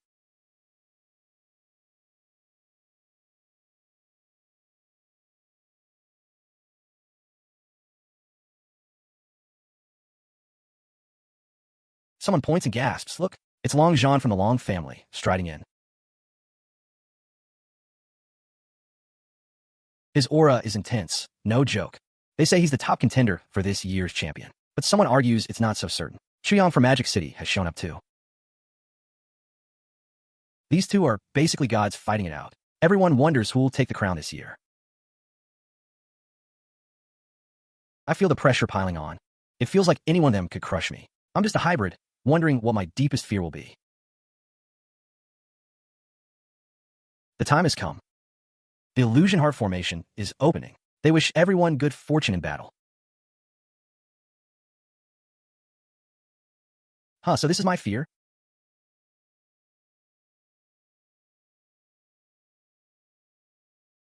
I'm lying on a big, soft bed, wrapped in a sun-dried quilt. I chuckle. This is actually pretty nice. A voice tells me I can run.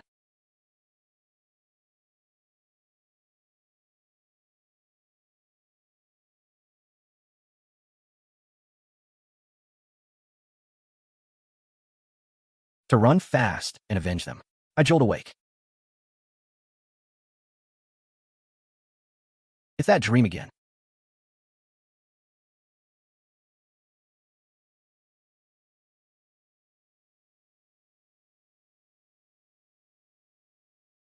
No, this isn't a dream.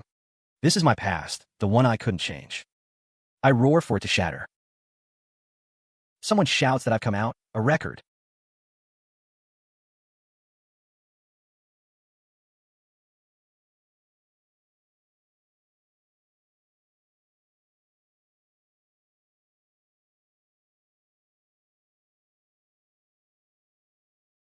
Time.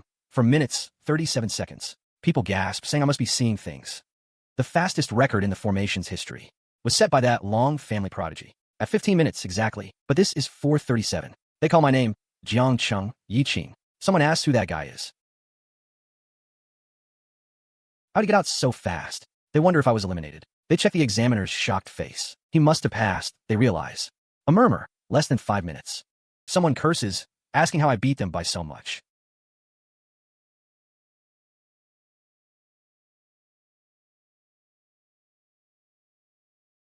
They mutter that I'm no ordinary guy. Seems I saw something I didn't want to see in there.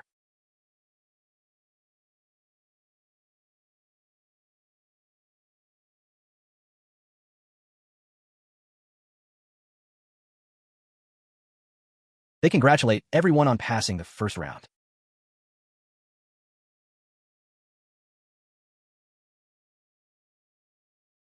Especially me, Qing. They say I've given them another huge surprise. But warn me not to celebrate too soon. The heart-questioning trial was just an appetizer. The real test starts this afternoon. They announce we'll enter the Cloud Sea Realm dungeon. A 3v3v3 survival points match. They remind us there are fierce monsters inside. I remind myself that inside, there aren't just ferocious beasts lurking around. Survive. Getting points is the only goal. We're dismissed. Time to hit the cafeteria. I tell myself to recharge and go. First food. No matter how big the crisis, I need to eat first. Someone whistles. Level 13.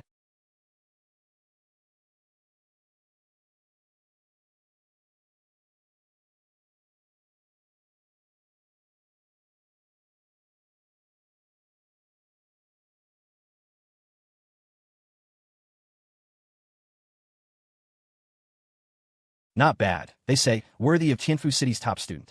They point again. Chu Yang from the Chu family in Magic City has stepped up. Level 14 and a hidden class.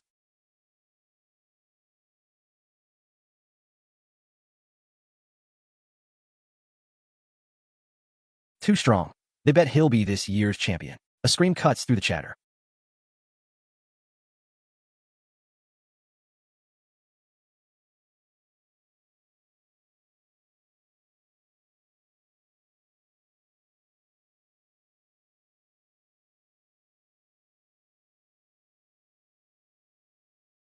More screams follow. Someone stammers. How many levels? Level 21. They ask if they're seeing things. No, they confirm. It's really 21. They can't believe it. Getting to 15 before the exam is already genius territory.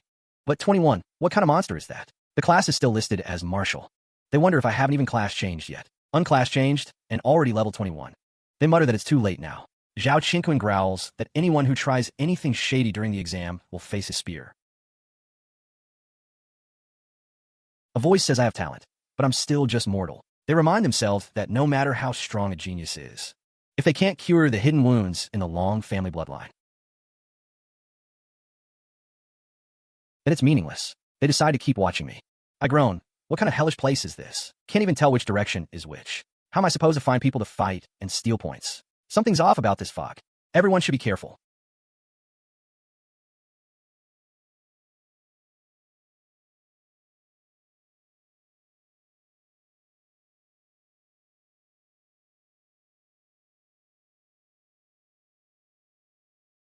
No need to panic. It's just a level 25 elite monster. Mist-shrouded ghosts, and a lot of them. Perfect. Saves me the trouble of hunting them down. I activate my stealth skill. A sword array ignites. Damage increased by 200% in range.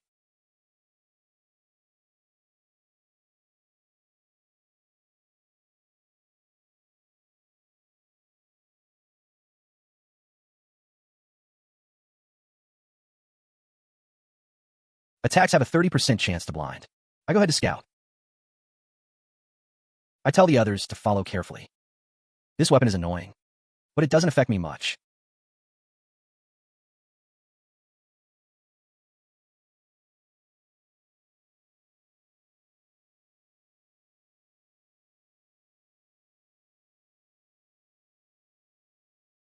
I need to find other teams fast and steal their points. It's you.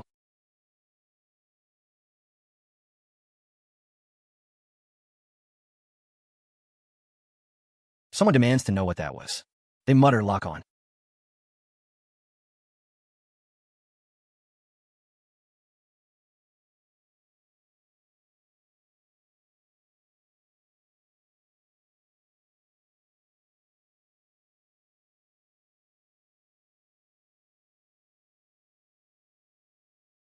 He didn't even consider me a real opponent. The gap is too huge. I have to complete my second class change as soon as possible. Otherwise, I don't even deserve to chase a shadow.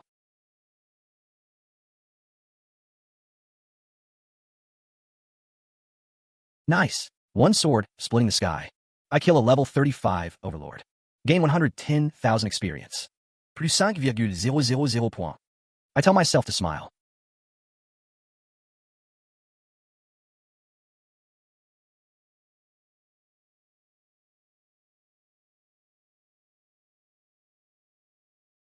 There are actual natives here.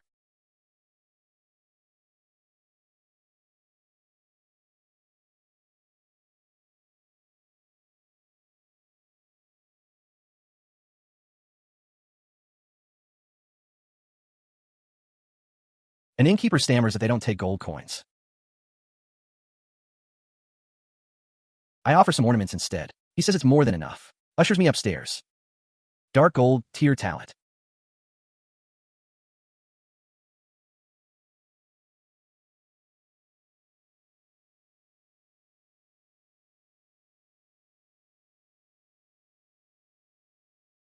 In the outside world, that'd make you a powerhouse.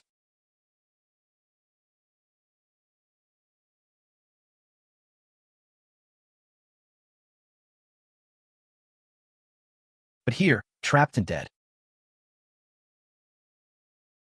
I ask what's going on with this place. The innkeeper explains that the fog disappears during the day, but at night.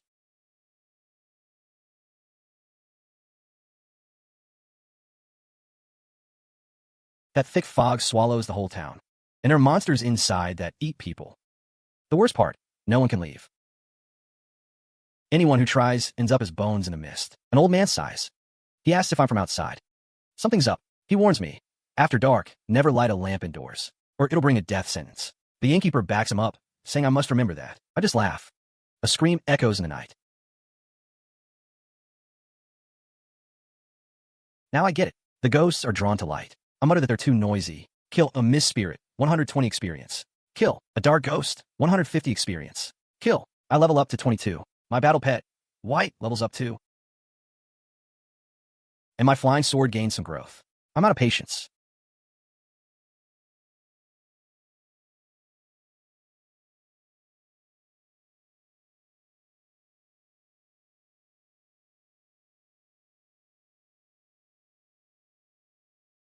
Time to sweep them all up. Not a bad farming method.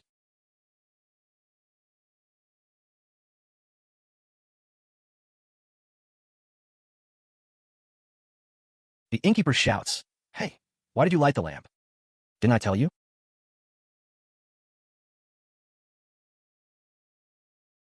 Never light one after dark.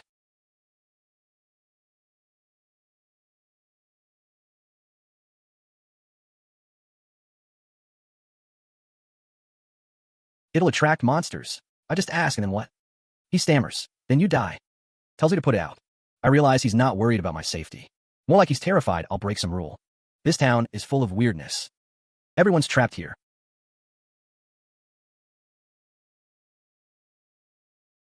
And they've formed some twisted survival code. I know I got it.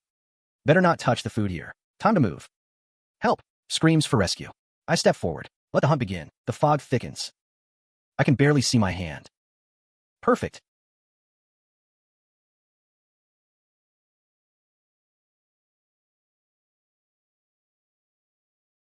This is my kind of battlefield. I smile in the dark. Time to show them what a real monster looks like. I decide it's better not to touch the food here.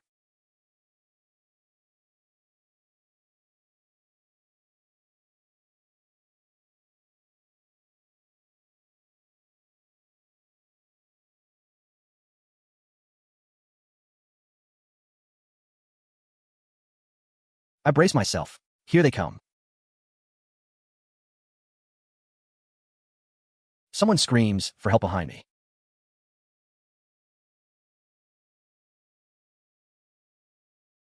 A shaky voice thanks me profusely.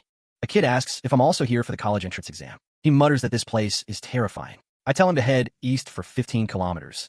I explain there's a small town there without the fog. That's the safe zone, I add. He repeats, 15 kilometers east. Try to process it.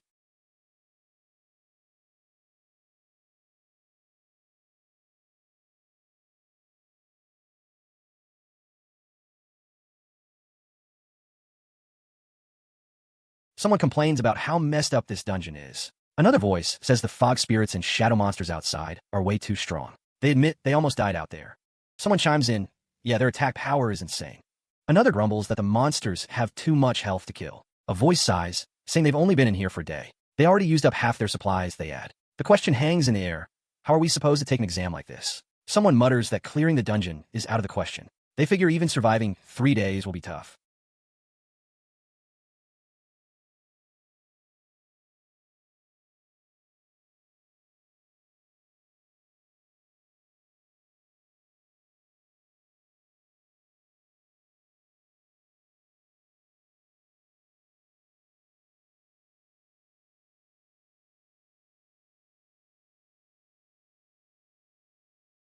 A desperate wail echoes. Why is this happening?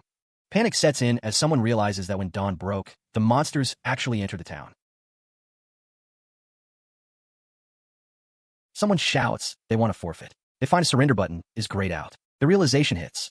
We're trapped here. A voice declares it's over. The streets are swarming with monsters. They say we can't even leave the building.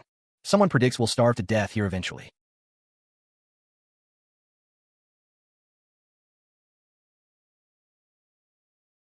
A classmate shouts that I've lost my mind. They point out the streets are full of monsters. They beg me to come back, saying going out is suicide.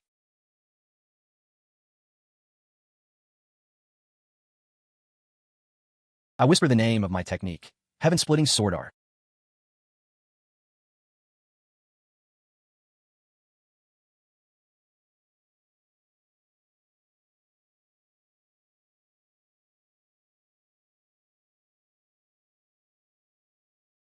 I let out a small, satisfied breath. A giggle escapes me as a single swing clears the entire street. A stunned voice asks who that guy is. Someone wonders if our school even has a monster like me. Hope flickers as someone realizes we might be saved. They suggest we just wait here for that big shot to come back. They cling to the idea that sticking around me means survival. A voice curses, complaining the building is too big. Someone admits they're completely lost. They wonder aloud where I've gone.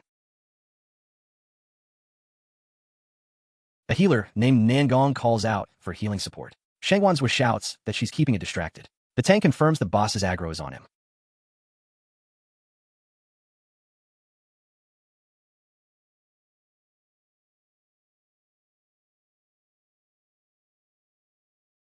The healer panics, saying this isn't working. She admits her healing can't keep up with the damage. Someone notes the boss's defense is too high. An attacker sighs that their strikes barely break through. A grim voice wonders if this is where they die today. Someone remembers, I said to crush it in an emergency. They decide to stop hesitating and go all in.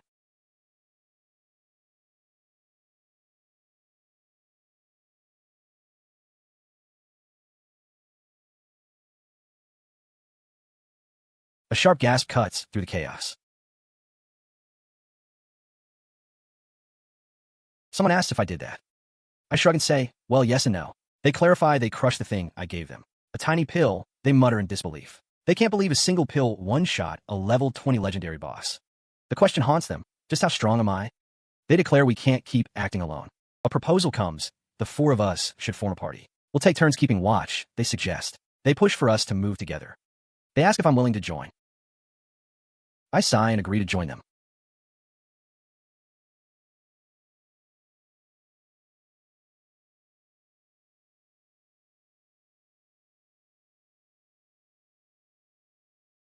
Someone stammers, addressing me not as a classmate. They call me senior, admitting they don't know my name, but they say they saw my strength clearly. They vow to complete their class advancement quest quickly. They want to get stronger. They refuse to stay a weakling who always needs protection.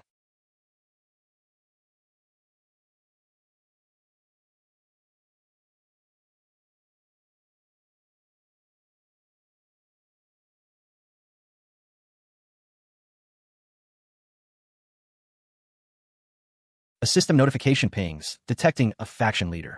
The Mist Lord's dungeon faction has opened, it announces. It prompts me to choose my faction. Option 1, Nightmare faction. Option 2, Mist faction. Epic tier bosses, I note. I realize this is the dungeon's true face. Hope reignites. Someone says we're saved.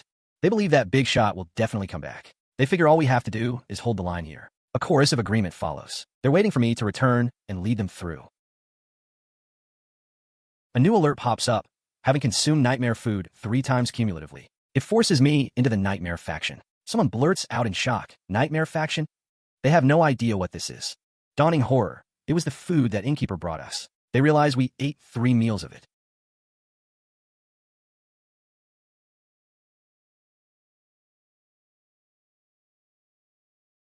The Nightmare faction shop appears. An S-rank clearance token costs 10,000 points. An epic tier item, Soul Devouring Blade, costs 8,000 points. The clearance token can let you finish the dungeon directly. Eyes widen at the mention of and more. Epic tier equipment, they repeat in awe. But someone asks how we're supposed to earn points. The quest reads, kill members of the Mist faction. Points are awarded based on the target's strength, whether they're examinees or residents.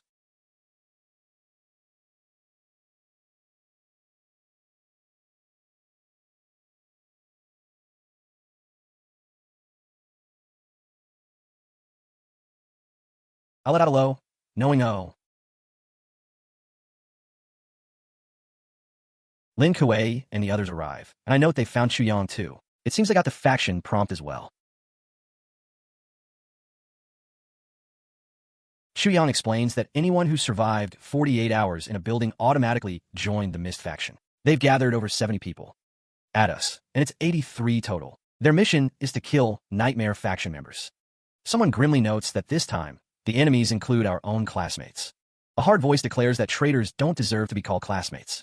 Since they chose the monster side, they say they should be ready to be purged. Someone boasts we have the numbers. They propose charging indirectly. They want to wipe out the Nightmare members in one swoop. A voice calls for everyone to work together. They decide to clear out the traitors first. Then they'll find a way out. Move out. Someone addresses me as Master. They report that a new batch of sacrifices has been completely converted. They're waiting in the tavern, they add.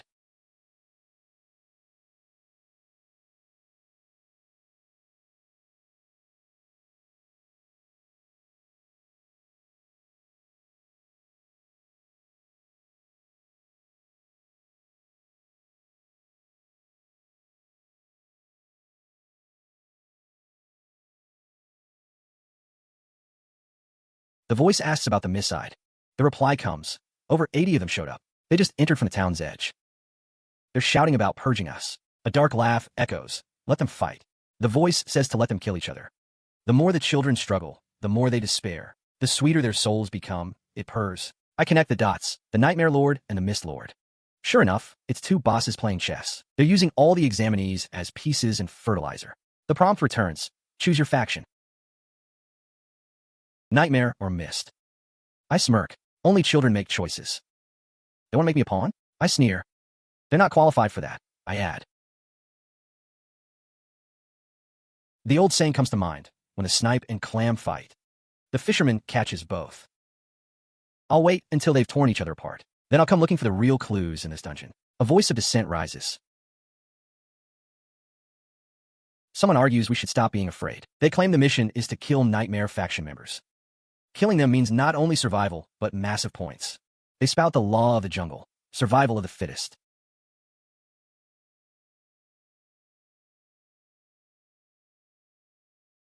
The weak are meat for the strong. Lin Kuei shouts that Chuyang has lost his mind. He pleads that they're still our classmates. He says we should unite, not kill each other. Chuyang snorts, in kontum. He calls Lin Kuei naive. He argues that the moment they chose to be the monster's dogs, they stopped being classmates. They're enemies now, he declares. Stepping stones for us. Lin Kuei counters, but if we attack our classmates too, how are we different from them? Chuyang's answer, we're the victors. They're the losers. He calls out for anyone willing to hunt traitors and earn points. He tells them to stand with him. Lin Kuei sputters, you'll regret this. Chuyang scoffs at the idea of regret. He says he'll only make the traitors regret it. He leads his group off, targeting the 9th floor. I comment on the infighting. I note their alliance wasn't very strong. Someone stammers, asking how I got here. I ask if they want to watch a good show. I've gone invisible. Follow me, I say. Chuyang taunts the Nightmare group, calling them trash for coming to die. A Nightmare member spits back, less talk, more dying. A Mist voice declares that Chuyang's opponent is them. I notice they've all lost their reason.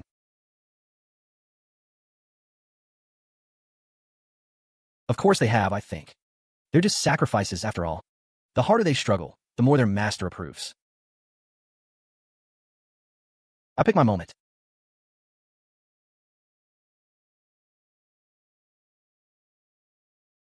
A scream rips through the air.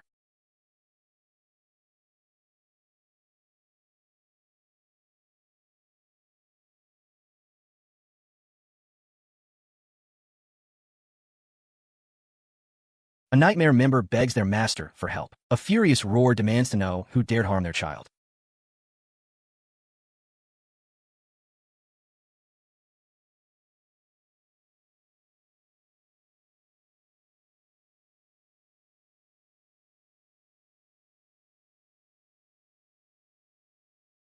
The Mist Lord snarls at the Nightmare Lord for crossing the line.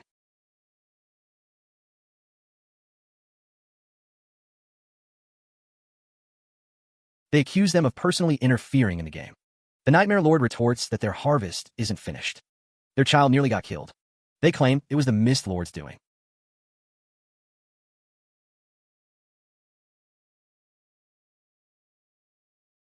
A voice booms that breaking the rules has a price.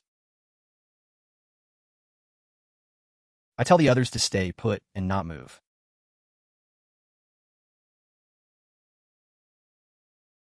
Lin Kuei hisses at me, asking what I'm doing. It's dangerous. I think back to my plan when the snipe and clam fight.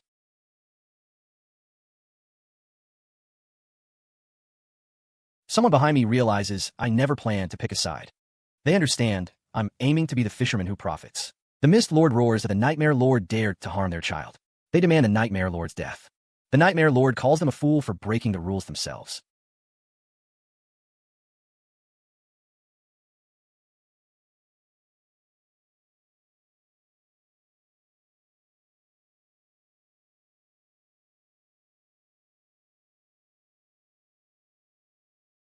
Their true form can't descend.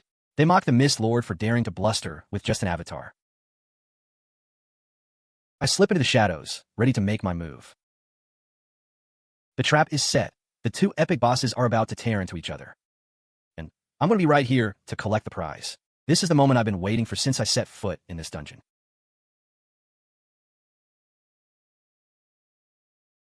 Let them fight. Let them bleed. I'll be the one walking out of here with everything they've got.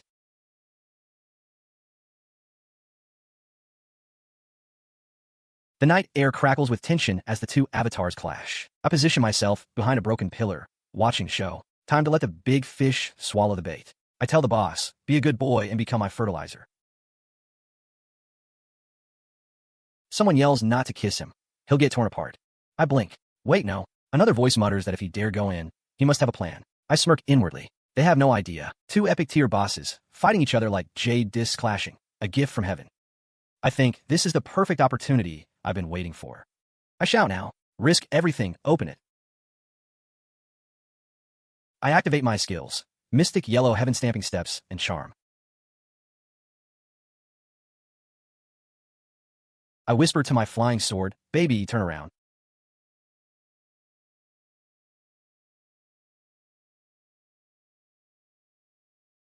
My flying blade shoots forward first.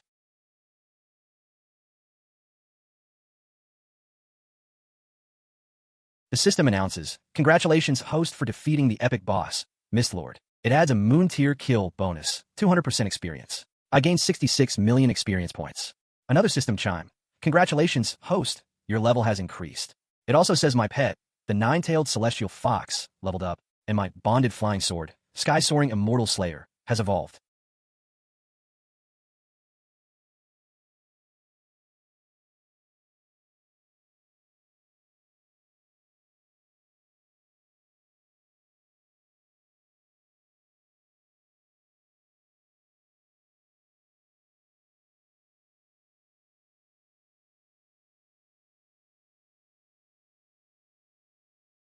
Someone stammers. I lost. He begs me, before you kill me, can I see my son one last time? I let out a dry laugh. Hey.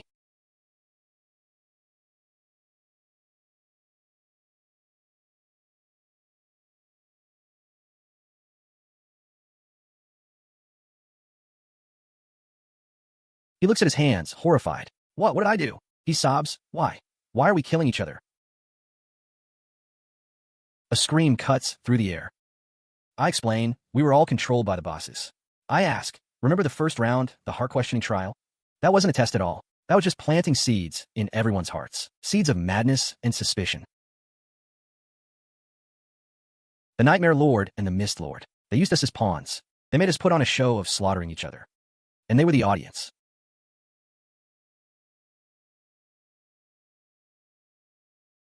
Watching this world slowly disappear.